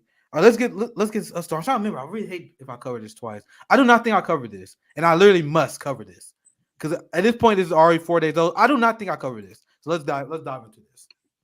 Since we're talking about, well, we always talk about the class war. All right. Let me start this segment by saying this. It's always funny whenever I see people think they are like benevolent capitalists, and there's a reason why we have Marxist socialist point of view. All CEOs, all corporations exploit. Now, some people are better at hiding that. Some people are better at PR management, but they all do the same shit. Now, there's a recent leaked email that came from the Applebee's CEO, and let's dive right into it. And there are people who are furious now. There are people saying that we must boycott Applebee's. Now, I don't want to dive into this. I know it's hard for you guys to see as well, and also because they kind of summed up what he's saying here. In this leaked email, this CEO, he was arguing. Let's just read the tweet. Applebee's franchise executive. Well, actually, not in CEO. Sorry, I misstated. He's the executive. He says that rising gas prices are great for business because the chain can offer workers lower wages. Now you guys see why we view everything in terms of the class war. I actually do want to read some of this. I was deciding whether I want to read it or not. I don't think they do a good job quoting. You have to read it. So here's one quote. Most of our employee base and potential employee base live paycheck to paycheck. The labor market is about to turn in our favor. See, this is something that separates me from capitalists, us from capitalists, why I think capitalists are abhorrent. That line that he's bragging about, this is something that's if you're a business, you should be vilified for this. You shouldn't be proud that all your employees live paycheck to paycheck. He's saying it like it's a good thing. And I actually want to dive in. I know you guys may have a hard time seeing this, but I actually do want to read this because it's actually really shocking. I don't think the thread does it justice. So this is the leaked email. Most of our employee base and potential employee base live paycheck to paycheck. Any increase in gas price cuts into their disposable income. As inflation continues to climb and gas prices continue to go up, that means more hours employees will need to work to maintain their current level of living. We are no longer competing with the government when it comes to hiring. Stimulus money is no more. Supplemental unemployment is no more. This benefits us as prices rise. People who were relying on unemployment money simply will have less money to spend, and it will force people back into the workforce. Now, we got 4 more paragraphs here. Well, 3 paragraphs here. You guys already see how crazy this is. This is how they really think about you, your workers. And now you guys see how we frame everything in class struggle. There's so many Americans who forget the class struggle, taking sides on Will Smith and Chris Rock, for example. No, it's workers versus the rich. I'm tired. No red versus blue, no black versus white, none of this shit. It is the workers versus the managerial class. He is literally bragging that gas prices will literally force their employees to work more. That the unemployment being cut will force people to take their jobs. Now, I explained before how Biden is doing the bidding of the ruling class. This is on stream maybe a few months ago. Because with him illegally cutting unemployment benefits like he did, it actually harmed the negotiation power of the workers. So when Biden said, there's nothing we can do about corporations not paying a fair wage, a living wage, that is not true. We just never seen a practical application of this. Now, imagine if you have a pro-worker president that was like, not only are we going to keep unemployment benefits, but we are going to expand them. then employers will be forced to increase wages. These are things that you can do if you're a legislator, if you actually give a fuck about people, but our politicians do not, right? So before I continue, I'm gonna get Zoya in here. But you guys see how Biden cutting unemployment benefits, forcing people to get back in work with all this ridiculousness. How that actually sides with the employer. How he cutting worker negotiation off. I tweeted about this and I covered this from that angle before, right? So I'm gonna get Zoya thoughts. Do you have anything you want to add? And it actually does get worse, guys. Believe it or not, we only read the first paragraph, but it gets worse. What's your? Do you have anything you want to say before I continue? I DM'd you some pictures. It's really amazing the way that workers are treated in this country. It's worse than in any other country, even capitalist countries as a whole. Yeah, there's a few. This one says, one cheaper guess, nationalize the oil industry, arrest the CEOs for crimes against humanity, build some fucking railroads, and never trust a politician. Base. There, I solved the crisis. Timely reminder that oil companies raked in $174 billion in profits last year while gas prices surge. This is what corporate greed looks like. So all of this here, it leads to unethical behavior. These oil companies are subsidized by government money. And so we're paying for this twice because then we have to pay higher prices at the pump. Meanwhile, the price per barrel of oil is lower now than it was in 2008, but they're price gouging. And this goes unchecked in this country because all the politicians are bought. That's why we have the laws that we have. There's no antitrust laws. There's no accountability for these CEOs. There's no accountability for their oil spills. Line 3 that protesters were opposing, that already had several spills into the environment that's going to do permanent harm. But there's no accountability for them. The onus for the cleanup is on us, even though we're subsidizing these companies in the first place. It's really a predatory system. Do you guys now see why I view everything in the lens of class war? Everything that Zoya just shared with you, none of these things are by accident.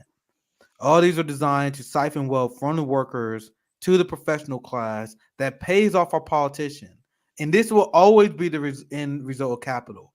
Once you have a collection of capital, that capital will buy off the government, and the government will pass laws that favors them. That's why you guys can have all these little tippet reforms all you want, but as long as we have the giant money problem, not shit is gonna change. Look at that last graphic I sent you, Nick. All right, did I miss one? I think. Oh, sorry, I missed one. You want present this one? It said Biden says the war. I got it. I see what it is now. Biden says the war to blame for the price of gas. And everyone knew that was bullshit. It's something that Democrats just repeat because they have to, and that's why people are seeing past. That's one of the things that's said that everyone, even Democrats, know is bullshit. But because they're partisans, they have to repeat it, right? So here's the graph that kind of debunks that. Now let's get back into the Applebee's, not CEO, regional executive. I need to stop saying that. So here's the second paragraph. Furthermore, other competitors, especially mom and pop companies and smaller businesses, will have to either raise prices, cut employee hours, or pay employees less hourly to hit their profit margins. Some businesses will not be able to hold on. This is going to drive more potential employees into the hiring pool. Now we see that's just another way how you got the giant, and this always will be the end result of capitalism, by the way. Giant businesses. We got capitalists like small businesses. We worship small businesses. No, you guys don't. Amazon, Walmart, these commercial food chains like Applebee's, Chili. I don't know fucking all of them, right? You know what I'm talking about. They destroyed small businesses decades ago. I wish I knew the statistic on top of my head, man. It's something I read a long time ago. It's like X amount of small businesses used to be around like the 40s, compared to what it is now. Like the whole thing that capitalists talk about with small businesses, what are you talking about? Small businesses hasn't been a thing in I don't know how long. Maybe you had 1 and 2, but they're not like giant employers. It's like damn, I'm fucking blanking on all these stats, man. But Amazon and Walmart together hire an insane amount of the workforce. People always say socialism kills small businesses. No, socialism doesn't kill small businesses. Capitalism destroys small businesses. And this is big businesses getting together and planning that because they had a giant fund. They can afford to charge less for their goods and services the same way that Walmart and Amazon got a ton of small businesses, took a ton of people out of business because of this. Right. Anyway, let's continue. We all competed to hire the same. So he talking about we all competed to hire the same amount of people, and there was a wage war. We all saw businesses hiring team members at 18 to 20 bucks an hour. So the capitalists knew what we was doing. Remember how we talked about the soft general strike? How us withholding our labors and refusing to work would lead employers to increase their wages, which happened. This is why we call for this. People are like, oh my God, you calling for direct action instead of electoral? How you have change without electoral politics? This is what people say to us. You don't believe in electoral politics? How are you gonna make change? This shit, withholding our labor. You know how much we can change, and this is in this paragraph down here. He's literally saying that because people wasn't working, they had to pay more because of the pandemic. But now, because the Democrats have the same ideology as Republicans, they loosen restrictions. They allow people to get back to the hiring pool, and now Biden cut unemployment. So now they're like the cards are in our hands at like how it used to be before COVID, before people got fed up. Now, and this is what led to this whole email. He is saying inflation is great because even though we have few of those holdouts, the people who didn't want to go back to work, now he's saying that we can force more people back in the workforce because of inflation. So everything that our government, everything that our ruling class does is designed to benefit the managerial class during this class war. Do you guys understand this? And they know this. They go to business school. What is business school? Business school is bullshit, guys. Business school literally teaches you how to exploit workers. Teach you how to manage workers. So you think all these people don't know this? They all know this shit. The whole thing everything you hear Marxists say, like we say on the show, the capitalists know that because they study their enemy. So when you hear them say shit about Marxism that isn't true, whenever you hear them say shit about socialism that isn't true, you know they bullshit because they know what we're saying is valid. They know it's a war constantly between the workers and the managerial class. They're willing to lie and use propaganda to get workers to turn against other workers. Now you see why they push fucking stupid ass culture wars, right? But sorry, I'm getting a little bit too ranty. Let me finish reading this. I'll get Zoya back in here because this actually gets worse.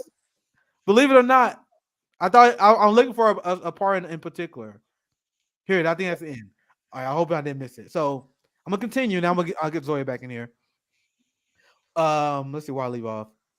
So he said they will no longer be able to afford to do this. Trucking is the backbone of America, and as fuel costs rise, so will the charges for shipping. Now you get here some real evil, guys. If those costs cannot be passed on to the customer in terms of menu price, the only area they can cut costs will be in labor. So he said the labor market is about to turn in our favor. What can you do besides hiring employees at a lower wage? So now he's saying he explains why the labor market is good for us. High prices are good. People having less spending money is good for the ruling class. The class war that they are waging against us that so many people are still unaware about. Whenever we talk about class war, people are like, what? What capitalists do? They like, what? Class war. Don't be ridiculous. You see this shit? So now that he's explained that they have a market advantage over labor, now the second part, he said, what can we do about it? He said, besides hiring employees at a lower wage to increase our labor, make sure you have the pulse on the morale of your employees. So he's saying pay your people less, but make sure you understand the morale. Your employees that live check to check are impacted more than the people reading this email. Oh my, so these emails only executives, right? So that's him literally saying, well, the employees, they're poor, right? Be conscious of that. That will literally say, be conscious of the fact that we are literally creating an army of poor people who work for us, making us money. You gotta be conscious of this though. Many will need to work more hours or get a second job. This is the part I had in mind. He said, many will need to work more hours or get a second job. Do things to make sure that you are the employer of choice. Get schedules completed early so they can plan other jobs around yours.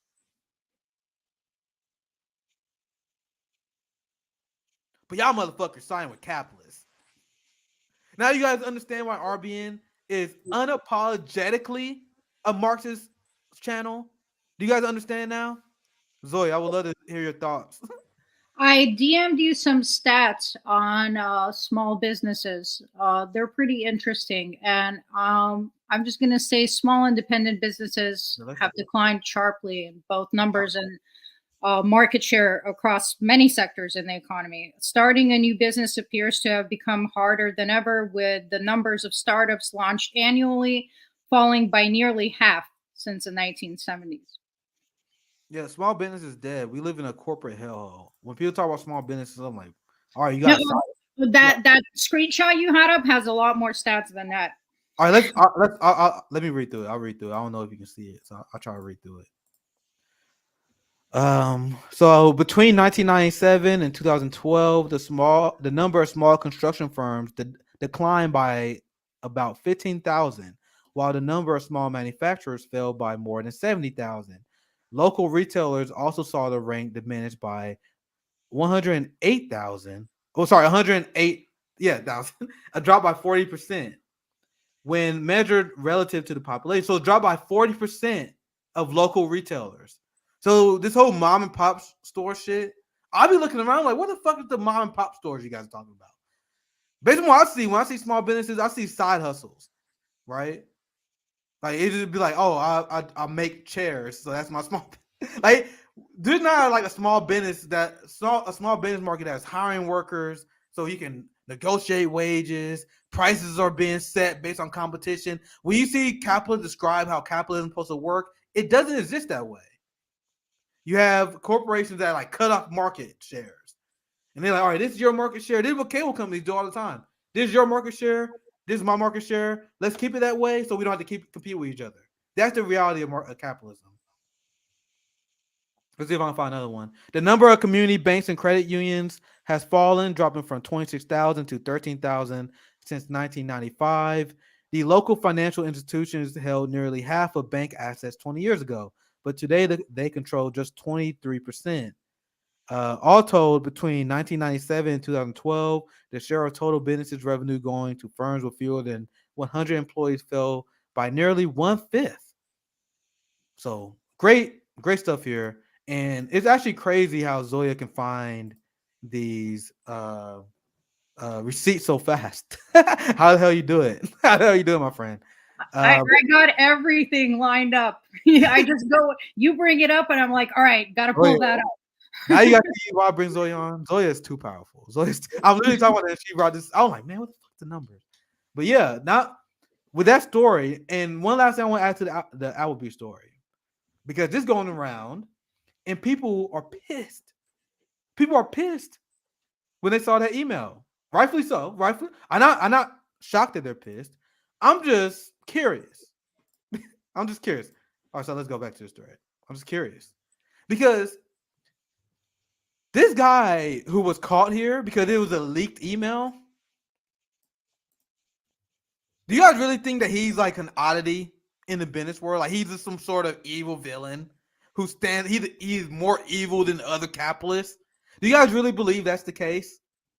So I've seen people everywhere in this thread and people saying, "Oh, we got boycott Applebee's." Oh, let me actually click in. Boycott Applebee's. This is horrible. I can't believe the executive and the CEO exploit their workers this way. As if this is not the feature of capitalism.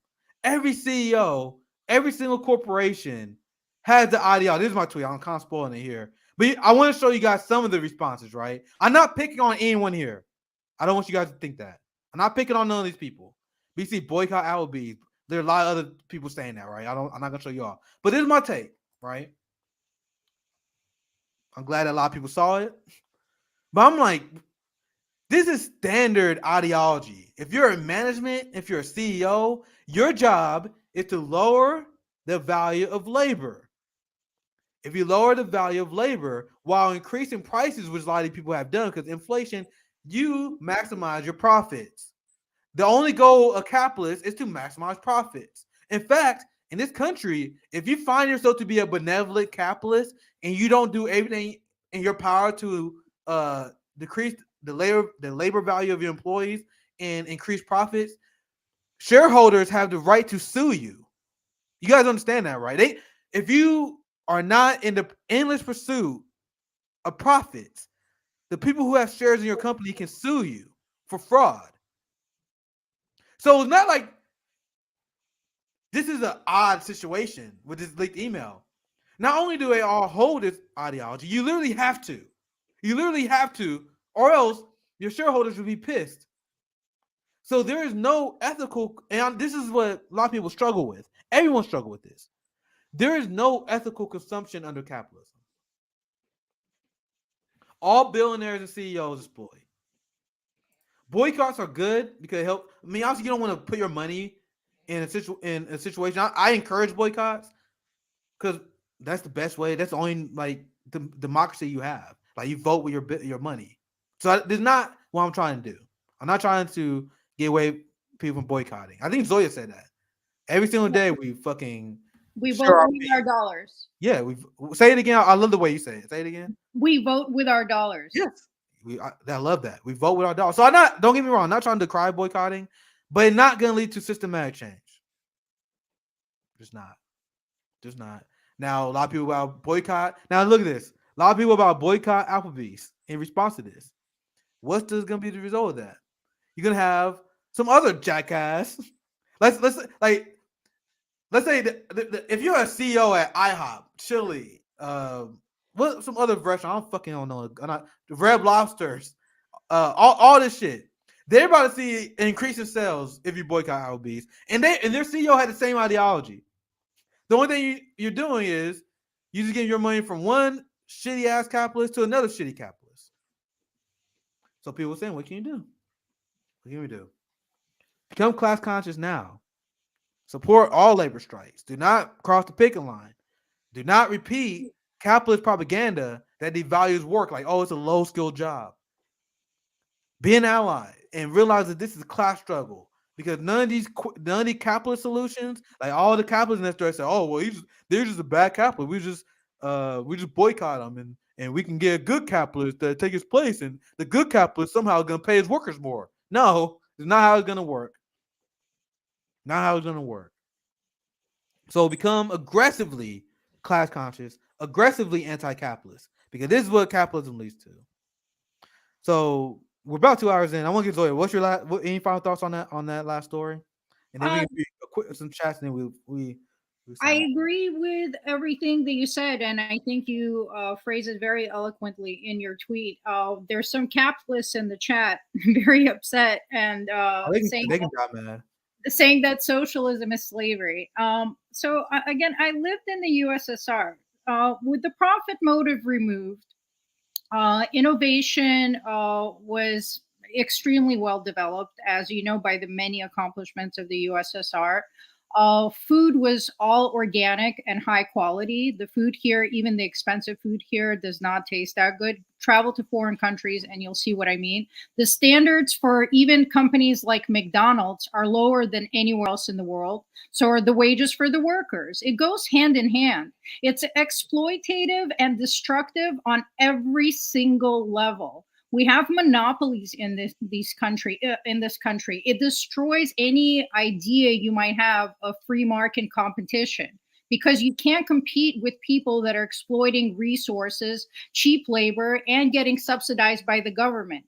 That eliminates competition.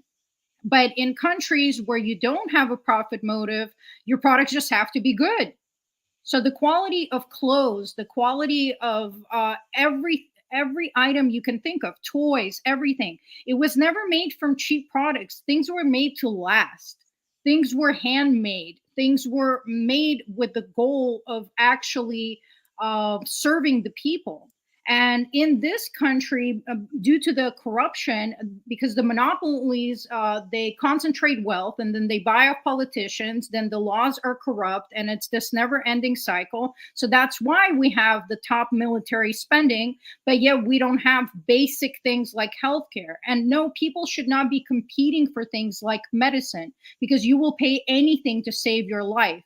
And look at the cost of insulin in this country compared to any other countries.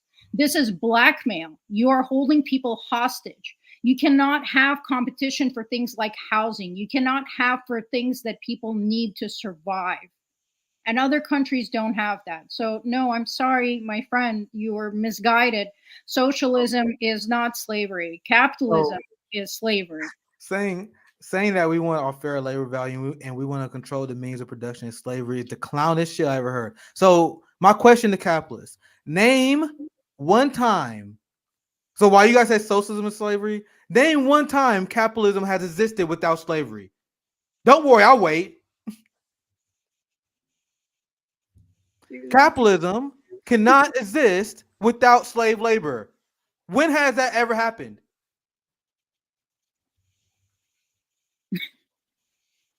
I'm waiting. You cannot have capitalism without slavery. So how can you say socialism is slavery? That is just one of the things that people will say if you read no books, if you have no education. Your information is literally coming straight from American propaganda, American textbooks, American TVs. It's almost embarrassing. Do you guys know what the concept of a wage slave is? Now think about it. If you're a slave, what is provided to you? If you're a slave, technically you got a free housing program. You got free food program. This is what capitalists would call it now, right? You got free food program, a free housing program. Hell, you get free clothes. They do your laundry for you too.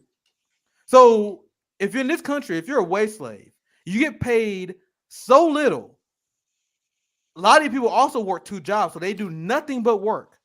They wake up. I know people like that. I shared a story about my cousin before, a long time ago, like maybe a few months ago, that went viral on Twitter because I had a conversation with them, and it was like one of the most depressing things ever. I literally had to teach this nigga Marxism, bro, because I'm like, bro, it's kind of fucked up they doing this to you, man. Because this dude will wake up. My cousin was the hardest worker you will ever fucking find, but he was broke.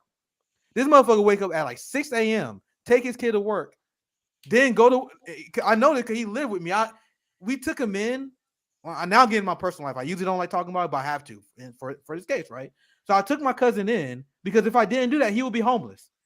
I've done that multiple times. Did for my sister. We did for multiple friends. We take them in because they will have nowhere else to go. So last year, my cousin moved in with me, and I never saw him. He lived here. He would come in at 1 a.m., sleep, wake up at 6 a.m., he'll be gone. That's it. He would do his first job, see his son for maybe 30 minutes, then do his next job at like 5 p.m. to 12 p.m. So this dude's, my cousin, working 70, 80 hours every week, but he couldn't afford money to afford a car, couldn't afford his own place. That's how low people getting paid. But now going back to the wage slave, because I think my cousin is the perfect example of a wage slave.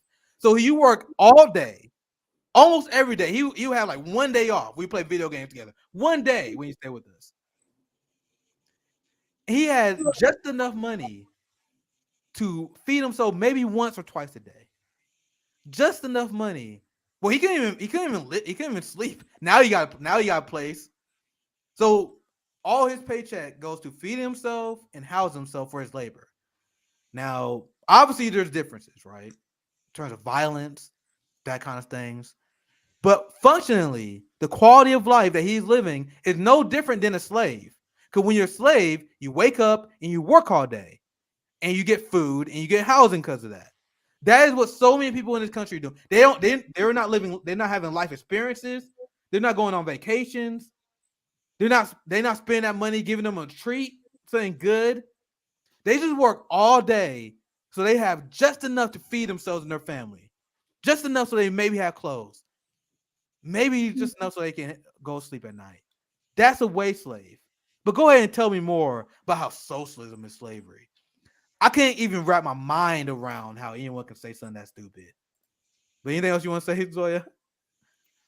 I mean, it's just incredible what American workers will settle for. And I totally understand it being raised in the system. But, you guys are looking at the CEOs and billionaires and the lifestyles that they're leading, thinking that one day you have a less than 1% chance of becoming one of them. But it's never going to happen. And what about the 99% of the people that it's never going to happen for? This is why I say we live in a gilded cage, because they're tricking you to work for a slave wage, which definitely does not reciprocate the value of your labor. And then you have to spend it all on basic necessities. And if you have a medical emergency, well, may the Lord be with you, because you can end up hundreds of thousands of dollars in debt or dead. And by the way, that debt can be transferred to your relatives. So a lot of people choose not to seek treatment because they don't want to leave their families with this kind of debt. And this is normal to you. Plus, you were saying, Nick, that, show me a capitalist system that didn't use slave labor. But what about what they do with colonizing and stealing resources from other continents? All of the major players did it. France, UK. Sorry, Zoya. Sorry. No, I had a physical reaction to this dumbass comment. None is holding a gun to your head and forcing you to work a job. Hey, dumbass, how are you going to feed yourself? Well, that's optional, Nick. That's what he's saying. You don't have to. Apparently, capitalists think that people can just will this energy source in their body. You know how most people, we get our, like plants, they get their energy from the sun. And then most mammals and animals, that we get our energy from eating things and consuming stuff, and that's how we go about our day. Capitalists like this dumbass think that if you have a will, if you don't want to work, all you have to do is just really, really want it enough, and you don't have to be hungry no more. You don't have to work. That's just negative thinking. I'm putting this comment on the screen here, guys, because I want you to understand how dumb capitalists really are. I see some people saying he's a troll. Capitalists are trolls. This is literally what they believe. I don't like feeding trolls. I only do it to make a point. Like this argument that you see this person use, it is what you hear capitalists say all the time. So he may be a troll. He may not be a troll. But this is a real argument you hear capitalists say. Oh, if you don't like the job, why not just work somewhere else? Because all the other jobs pay like shit. Well, if you don't want to work in those jobs, no one forcing you to do that. Oh, my stomach is growling. I need a place to sleep. You capitalists are deeply unserious. I want everyone to see, all 300 people watching this, everyone watching the replay. If you're a capitalist, this is how dumb your team is. This is how dumb they are. They think that you can will yourself to survive in society with no resources. So we call out capitalists stealing our labor, and they're like, well, just don't participate in society. This is the idiots that we're dealing with. This is why I'm feeding the troll, because it's educational. This is how dumb they are. So thank you, Flawless. Thank you for you could not have made our argument better for us. Like, as an anti-capitalist channel, I hope you guys keep leaving more comments. I want to find more capitalists to put on here. So I want you guys to understand how stupid they are. So if you're smart, you have critical thinking skills, because that one other comment on Saturday was like, Nick, you're smart. I can't believe you're so smart, but you're anti-capitalist. You are a dumbass if you're a capitalist. As shown by this guy here. Thank you, Flawless. We have some of the highest healthcare costs with some of the lowest outcomes. That's what capitalism is doing in this country. We're paying more for worst products, and you think that's good somehow? Nick, go ahead, for all the Nick, capitalists I DM'd you a link from Reddit that I read from a while ago, and it's really good. It's going to take only a few minutes to read it, but honestly, like, people need to hear this. No, I'm not in a rush. I'm not really tired or hungry, so I'm not in a rush to stream. Perfect. Sometimes, like, when near the end, I get tired and hungry, but I can't prepare today. Let's please read this, and this isn't even USSR. This is from Russia, from capitalist Russia. I'm gonna learn something. So if you, I'm begging y'all, if you're a capitalist and you're watching this stream and you want to debunk us, leave a comment. I would love to show my crowd and my audience how easy it is to debunk your propaganda. And I also want to show my audience how stupid the average capitalist is. At least when it comes to this issue. Like, there may be capitalists who are good at science. When it comes to science, they're good at science. But whenever it comes to economic, if you're a capitalist scientist, let's say you're a nuclear physicist, right? You're good at that shit, but you're a capitalist, but you're dumb at economics. Let's say you're a brain surgeon. You're great at brain surgery, but if you're a capitalist, you are a dumbass when it comes to economics. So thank you, Flawless. Thank you so much. I love the capitalist trolls we get because it's nothing but education. So I'm looking for more. I think they got scared. What happened? I thought, like, I'm Here's another one. The government breaks your leg. All right, let's. All right, I'm gonna read this last one, and then we get to the one. The government breaks your leg with a baseball bat. Then get. So you talking about the police? You mean in our capitalist society where the police exist? Then give you crutches and says, "See, without my help, you couldn't walk." So why I say stop breaking people's leg, increase crutch. No, under capitalism, you're reliant on your boss. You had to beg your boss to give you more money. So under this system, you are reliant on someone.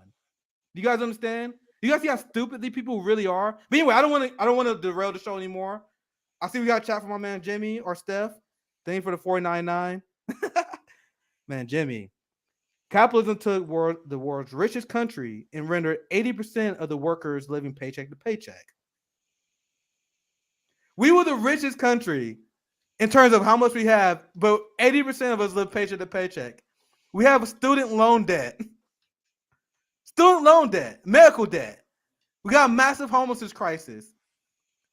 We have 1/4 of the world's prison population because the prison industrial complex relies on profit. But so meanwhile, so all people are saying socialism is somehow anti-freedom. No, capitalism literally needs to steal people's freedom away to lock them in the cage so they can have a giant complex called the prison industrial complex. But anyway, I don't want to derail I personally just enjoy arguing with capitalists. Like, I used to do it all the time when I canvassed, man. I would be in my full socialist gear, eat the rich, and there's some capitalists come up and he was trying to challenge me. I'm like, oh my God, you just made my day, bro. You just made my day. So I hope anyone, anyway, thanks for super chat, Jimmy. So anything else you want to say? I know you want to share something, so let's get into that. But yeah, I just want to say he's trying to blame everything on government as if small government is going to fix it. But this government is ruled by corporations. It's an outcome of capitalism. You can't separate the two, no matter how hard you're trying to do that. Who's the government? And the thing is, the capitalism, they were like, oh, they always talking about, capitalism for self-determination. That's what the guy trying to say earlier. Like, socialism is when you be determined on the other man. But think about what you're saying. What is the government? People are like, you can't trust the government. The government is just a group of people. The government is really just a group of people. So what we say as socialists and Marxists, that since they are just a group of people, we can dethrone them and we should take back the value that they stole from us. And that's communism. Communism is the most democratic form of governing because it's a dictatorship of who? Of the proletariat, of the workers. So capitalists would say, there's nothing we can do. We are victims of this crazy government that we have no control over. You see how there's actually defeatism in capitalism?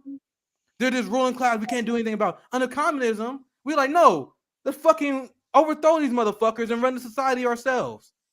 But anyway, I don't want to get too much in the reach. And then healthcare is guaranteed, and housing is guaranteed, and education is guaranteed because you actually care about society. You actually care about the condition of your workers. He posted another comment, capitalism harnesses human nature. No, it does not. It holds nature hostage. It holds you hostage with things like food. Then you are forced into situations that you would never normally accept. Well said. So thank you for super chat, Jimmy. Let's get into this Reddit thread from that you shared. Like I said, I guess we'd make this like a JRE episode, 3 hours. We can do it.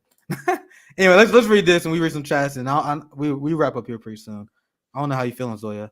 But Zoya's game. I don't know if you guys know, Zoya be having these Twitter spaces. She did one space just like on Ukraine, Russia. That was like what, 24 hours? It was 72 hours total. But what? You did 24 hours. I did 15 hours straight, took a break, then did 12. Zoya's like, man, you guys on stream for 2-3 hours. You guys are fucking pussies. She's like, man, anyway. So I don't know if you can read it, so I can try and read it unless you just want to. So what sub is this? Anti-work. Oh god, dude, I've been off Reddit for years. I almost want to go back on Reddit just to join anti-work because I have seen nothing but good things from anti-work subreddit. I haven't been on Twitter on Reddit for a long time, but man, I almost want to go back just for this sub. Every time I see something based from Reddit, it doesn't happen often. It's from anti-work. So I gotta check this community out more, man. But anyway, this is the message. I am from Russia. I'm shocked reading this up. Damn, I'll just. So what they do? I'll just praise them. All right, let's see what he says. Hello, guys. I am from 1 million city, 5 hours away from Moscow. Let's see if I can zoom in and make it easier for you guys. I can see it. I just want to maybe make it easier for y'all. Here, there it is. Super zoom. Super zoom. All right, so I am from 1 million city, 5 hours away from Moscow. On Reddit for a while, but mostly for memes, and seen this subreddit on main page for a while and decided to check it out. Guys, I am purely shocked. You should really be on barricades right now with these working conditions. Let me explain why that is in simple fact. In Russia, under mafia rule, kleptocracy, and small businesses, hard to impossible to survive, every single worker from dishwasher and cashier to top managers has the following rights. Oh, I see where he's going with this. I thought he probably be like, yo, this subreddit fucking sucks. But he pretty much saying that Americans, we're pussy. That's actually what he's saying. He's like, why the hell are you guys not doing anything? So this is what, and now I'm learning something right now because I don't know a ton about the workers' rights in Russia. So I'm learning something right now. Now you guys see why. I'm going to start bringing you on, Zoe. I'm going to start forcing you to come on here. But anyway, 14-day vacations every 6 months. So this is the thing we all knew. Like, I remember I was shocked when I heard, and I learned it during the Bernie campaign when it was like America is like the only industrialized country that doesn't have guaranteed paid time off and maternity leave. I was like, what? That was one of the stats I could not believe that's true. So I think this is kind of what you dive into at number one. So yeah, they get 14 days of vacation every 6 months. Not even a year. Right? So every 6 months. And this is, he's saying under corruption. It was better under USSR. But let's read all of it because it only gets better. He'll get into everything. Sorry, Zoe. I'll be thinking out loud sometimes. Mostly, no, it's all good. It's just so good. I love everything he says. I apologize, guys. I'm going to just read all through this. No commentary. I talk too damn much. All right. So you get 14 days every 6 months. 21 days for dangerous. So, all right. 21 days for dangerous professions. 2 months for school teachers. I almost did it again. I can't help myself. Unused vacation days are paid in cash. Zip it, Nip. Zip it. It's so crazy. Bro, every job I had, it was like use it or lose it. Every single one. That's it. All right, I'll move on. According to your salary during the last 6 months of your employment, sick leaves are mandatory to be paid. Companies must pay to Social Security Fund, and you get paid sick leaves from 20 to 100% of your salary, depending on years you worked at one place. Also, most companies offer 100% paid. Sorry, I lost my spot. Also, most companies offer 100% paid weeks for sick leaves per year after 1 year. All night shifts are paid 1.5, no matter what. All shifts during your free days are paid 2 times or exchanged to free day whenever you want. If you're pregnant, you get 70 fully 100% paid days before the child born and 70 days after. 140 days in total. In addition to number 4, I hope we still got capitalists watching this. I really do. That's the only thing I'm going to say. In addition to number 4, one of the parents can take 1.5 years, years of take care of children vacation and receive 40% of the salary. Dude, my blood is boiling. Literally just reading it. My blood is boiling. The employer is not allowed to fire you during that period and not allowed to fire you immediately after. if your position is cut and you are fired because of that, you must receive. Am I reading that right? 3 times. 3 times your monthly salary as a bonus. My brother would got that. My brother was one of many people laid off. Sorry. All right. No commentary. Let me read it. All right. I can't help myself. All right. Number 7. You cannot be fired without agreement with you. Oh, sorry. You cannot be fired without agreement with you for other reasons unless you have formal complaints in your personal formal governmental labor book. Okay. Sorry.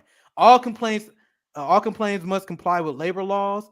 If you are fired without such complaints, or if they are not strong enough, the labor inspection will go to in a court for you and make the company take you back. So if you're fired without due cause, they would sue their ass and like, nigga, get them a job back, bro. Guys, I'm reacting this way because I live in Missouri, but I worked in Kansas my entire life. I live on state line, so I live in 2 right to work states. And right to work, they can fire your ass for any fucking reason.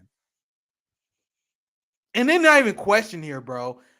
Even when I wasn't a socialist, I heard that law for the first time, and I was like, how the fuck is that legal? How? And people here just don't question it. It's crazy. And that's what this person is saying.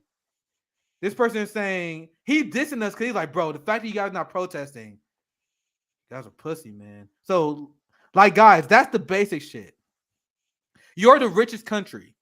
Your companies are insanely rich, and they treat their workers like shit. AK, go back to the Applebee's CEO story we just covered. Each time I read about piss bottles in Amazon, I think any courier in Russia would throw this piss bottle right at the manager's face. Yep. That's what I don't get it, man. I used to hear them stories about piss bottles. It's like, man, how the fuck is Americans doing this?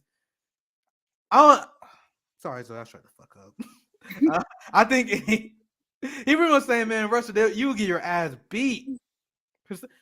Fight, you motherfuckers. We are strong, we're united. From Russia with love. So he wasn't dissing this. I was like, damn, I just popped up the sub and he just shitted on it. So he pretty much saying that we suck, we soft, which has been the message of this channel, right? How often have we criticized Western leftist, progressive, weak U.S. leftists on this show? And people be like, man, you guys are just leftist infighting. No, motherfucker. You guys see what they do in other countries? In Colombia, they had a spontaneous general strike in response to police violence and rampant corruption. Their government, backed by the Biden administration and the United States as a whole, not just Biden, right? It's everyone, right? Under the pressure of the United States, Colombia started moving to more of a neoliberal capitalist point of direction. So then they started charging workers regressive fines and fees on stuff like fuel. Also, the police started beating people who protested that. And what resulted in that was a general strike that immediately happened because they're communists and it was already organized. Now you guys understand why we call people the Western left out. I should stop. I told my friend I need to stop saying Western left. I started saying U.S. left for a reason because Colombia is technically in the West, right? Western Hemisphere, right? Even Canadian socialists are better than us, but the U.S. left, fucking whack, man. I don't got anything else to say to that. Zoe, what's your thoughts? I mean, that guy communicates it really well. And I love the fact that he, underlines for you guys that these are the conditions under mafia rule and kleptocracy. This is in the Soviet Union. It was much better under the Soviet Union. Workers got much more. But people... Look, I blame the system. I don't blame you guys.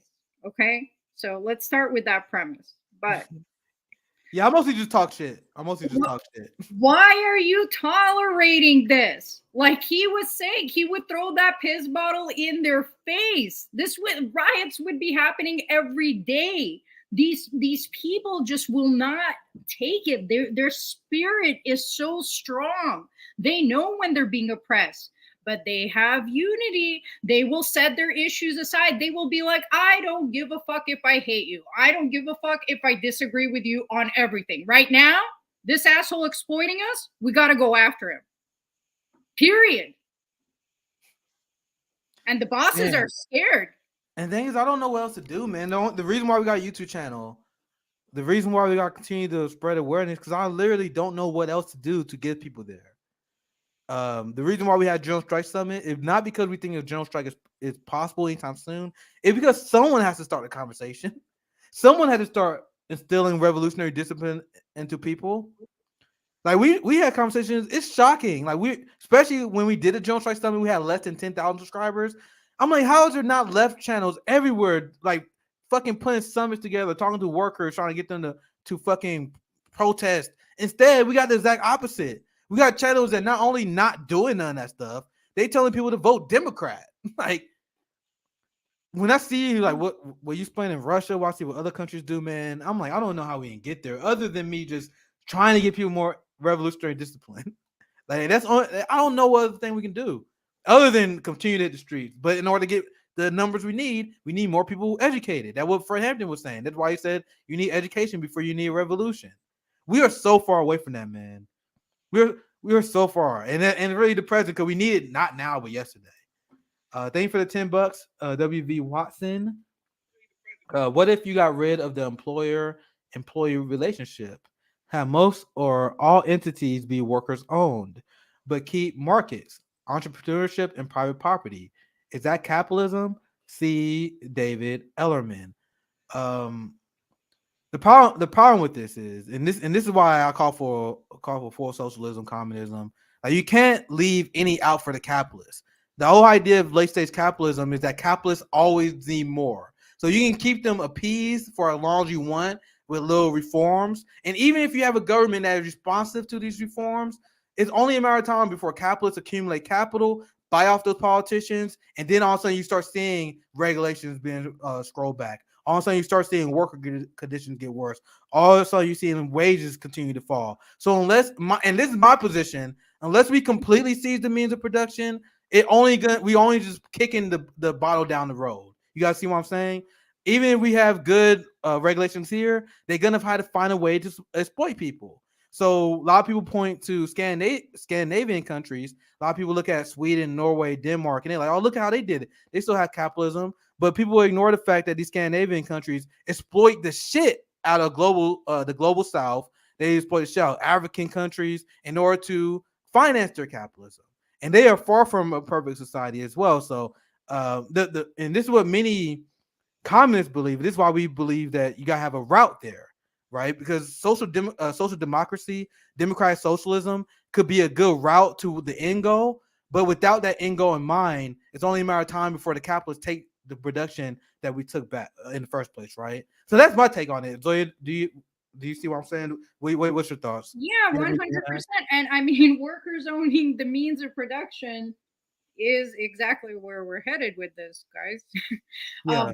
But you see what that guy was saying. He didn't even have to own the means of production because labor laws are so strong that the actual owner of the company will be held accountable if he fires somebody without due cause. He better have it on file with the labor board and be able to back it up in court, and they will fight for the workers' rights in court for free. Representation is instant because these workers will not tolerate this kind of exploitation. It starts with us. The reason we have the system is because we accept the system.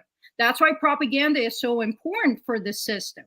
That's why you guys are arguing over Will Smith and whatever, but you're not talking about the things that matter, and you don't get this kind of outrage, and it doesn't go viral when it's things that matter. That's a serious problem in this country. When Nick says that people are deeply unserious, it's by design, and it's absolutely true. If you guys did this at your workplace, things would change instantly. Today, you don't have to wait for a revolution. Organize with your workers at your workplace and state your demands and go on strike. Now. Well said. Well said. And the rich, as soon as they saw Will Smith slap Chris Rock, can you all imagine the level of jubilation that they felt when that happened? Rising inflation costs, rising gas prices. Life continue to get hard, but you got this massive event that just happened. man, they couldn't ask for a better distraction. The Biden administration was already scrambling. They couldn't ask for a better one, right? So I think, oh yeah, man, fuck, I'm gonna share it right now. I fucked the order up. I meant to share this when I was sharing the when I was doing the U.S. propaganda story, but I guess this will be the last thing we do. We wrap up here very soon. I'm just having fun. So I'm gonna add this part to the segment. I was supposed to do this earlier when we was talking about U.S. propaganda, right? Remember the whole video I showed with Germany and teaching people U.S. propaganda? I almost want to see it again. I love the video, right?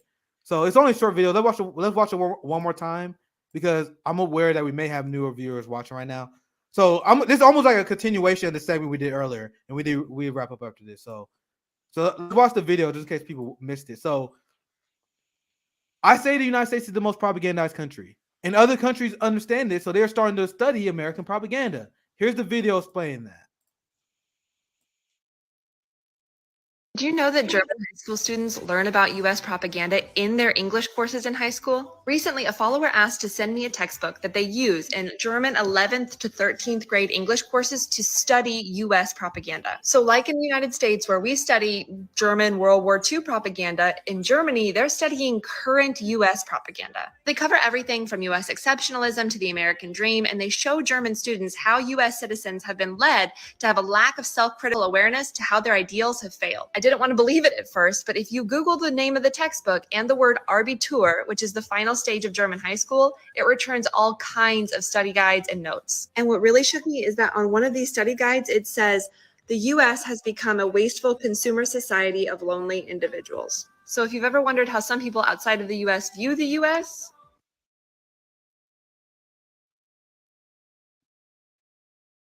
I love that line at the end so much. That's why I like watching it. That line at the end is just really, really fucks things up. So I want to share this last part. I wanted to share the story at first, right? A lot of people don't know this. You guys know the Nazis was inspired by Jim Crow. So we always led the way on these kind of stuff. So the same way we got countries looking at our propaganda now, wouldn't be the first time Germans would start reading and studying America, because this is how this is what inspired the Nazis. And we talked about public education before. I didn't know this in school. I didn't learn this in school. This is one of the things I learned earlier. So let's read the first two paragraphs. In 1935, Nazi Germany passed two radically discriminatory pieces of legislation. These two right here. These were known as the Nuremberg Laws, and they laid the legal groundwork for the persecution of Jewish people during the Holocaust. When the Nazis set out to legally disenfranchise and discriminate against Jewish citizens, they weren't just coming up with these ideas out of thin air. So when I tell you guys that America is the greatest evil, like people always bring up Nazis and they are evil, but they got their evil from us. When we did a genocide of the Native American people, when we had the black codes as well. So I'll stop there. But America, we led the way when it came to genocide, right? So that's the last thing I want to share. I wish I shared that when I did the story. I think that's important to bring up. I think this long stream I did in a while, but it was fun. Zoe, any last thoughts? Anything else you want to add? Yeah, if people want to read more about it, there's a great book on this. It's called Hitler's American Model. And it talks about how American race law provided the blueprint for Nazi Germany and triumphed during the high era of Jim Crow. And Hitler often praised everything that you discussed, the way that indigenous people were treated in this country. And eugenics, by the way, also had a large movement in this country. That's another thing that we exported. But let's not get into Henry Ford and how he supported the Nazis and all of these. Maybe next time. I can. Now it's starting to worry me. Now I'm getting a little tired. I answered this question because I know this is from a friend. I recognize the name. Nick, why doesn't RBN set up a fundraiser to go on the road or start community outreach to spread these messages? And I was talking about this with Kit this last weekend. I miss being on the road. That's how I got started. I got started off as a citizen journalist, sharing the stories of people I met. Zoya probably remembered. She knew me back then. That's how I got started. And I want to be back on the road. But as it is right now, we are a channel with little to no resources. And I'm just playing the dream, right? Like the dream of grandeur that this channel has. Like we hosting General Strike summits. We have anti-imperialist summits, summit that is happening at the end of the month. We got a lot of plans. Like you got Rome, traveling the country, feeding people. Imagine a tour for the poor that is financed and supported by a network with 100,000 subscribers, with 1,000 patrons on Patreon, right? So, because we are socialists at heart, I didn't get into this game to make money. I don't need money. Money is literally just freedom. That's all it is. So, if we ever had enough funds, we can do stuff like a national tour for the poor. We can actually have in-person Jones Strike summits where we have different labor organizers meet. Like you can actually start real planning instead of just doing online shit. But we are 6 black people, 6 different black people. We all live in different areas. As RBN grow, we got lots of plans. That's why I'm taking this opportunity to pitch Patreon. Like, subscribe, support the channel because we just got started, guys. We're literally about to turn 1 year old in 2 days. 2 days, we all turn 1. And despite massive YouTube suppression, despite being attacked by neoliberal mobs, right? Despite pretty much being blacklisted in politics, because usually when you're a commentator, you get started because other people open that door. Props to Jimmy for one of the people that actually platformed it. But for the most part, RBN has been blacklisted. So we made this, we gained everything we have, despite all the odds. So as we continue to grow, you will see stuff like this. Like you see us. Like I used to get speeches in the black barbershops, man. Those was super fun and super eye-opening to me because I'm talking to conservatives that have black people. But I sold them my message of socialism, and the amount of people that was like, man, I did not know it was about that. Like the amount, like that's what I want to get back to at the end of the day. So maybe we just need to get some support, guys. But anyway, thank you, baby Yaga, friend of the show. Let's see. I have one more question I saw too. Here's another one. Y'all ever watch Black Power Media? I like to see Rome, Nick, CJ, and JB on Black Power Media. A lot of people reference Black Power Media to me. I'm not too familiar with their work, but based on what I've seen, they're really good, really solid. So we'd love to. Yeah, that's what we want to do. Continue to grow. So, two things I want to say on that. If you guys want to see, these guests come on RBN or them come on their shows, tag them, tweet at them. You got power. Like embrace your power. And with that said, you don't need, I love this channel and I love where it's going. And I love the fact that it's about organizing and moving action into the street, not just, talking about things and waiting for someone else to do things. But until then, what I see the vision here being is that all of you are being educated into becoming organizers. All of you don't need to wait for Nick to get into your neighborhood or for Rome. You can do the things that they're doing. You can replicate the same actions. You can start now. You need to embrace your own power. Stop waiting for leaders. Stop waiting for someone to come along and save you or tell you how things need to be done. A lot of information is shared on this channel, and you can take it into your own hands and start doing things. No action is too small, and it is ultimately going to be on you. No one is going to fight for you. It is going to ultimately be on all of you. Stop waiting for something to happen. Start acting.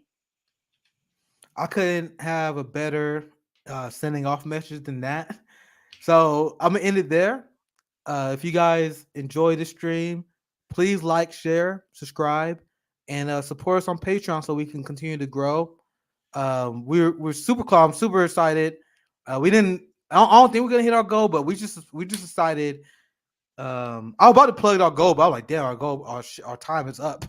So we had to go to hit 15,000 subscribers before April 1st. Either way, if you look at where we was at the beginning of the year, when I set that goal, I was like, bro, that's a crazy goal. It'd be great we hit there, but you guys helped out and subscribed and share, so we appreciate that. Any support on Patreon, any direct donations allows us to expand. And like once again, we got a lot of great plans, guys, and a lot of these things are in the work. Continue to support our channel, and we're gonna do what we. Well, I thought left media should have been for a long time. That's what we're trying to do at RBN. But anyway, thank you guys for watching. We'll be back tomorrow. You check out the You Left Shit Out podcast. CJ does every single day. Then we have the FHO, RBN Roundtable on Thursday, and then Friday, Sabby live. And I think me and Zoe will be back talking about police abolition as well. You guys see Zoe a lot more on here. I always got drag her on. I drag her on the streams. I give her no notice. I'm like, Zoe, help. Zoe, help. I literally drove home from work and straight onto the podcast. That's why when Nick catches me off guard like that, I'm extra mad. I when the show first started, I saw Zoya in the chat. I was like, oh shit, yes. Zoya, come on, let's do this. But anyway, you guys see Zoya a lot more. She was with us on Third Party Summit. She always bring the receipts. So thank you guys for watching. And have a good night, guys. Take care. Love and solidarity.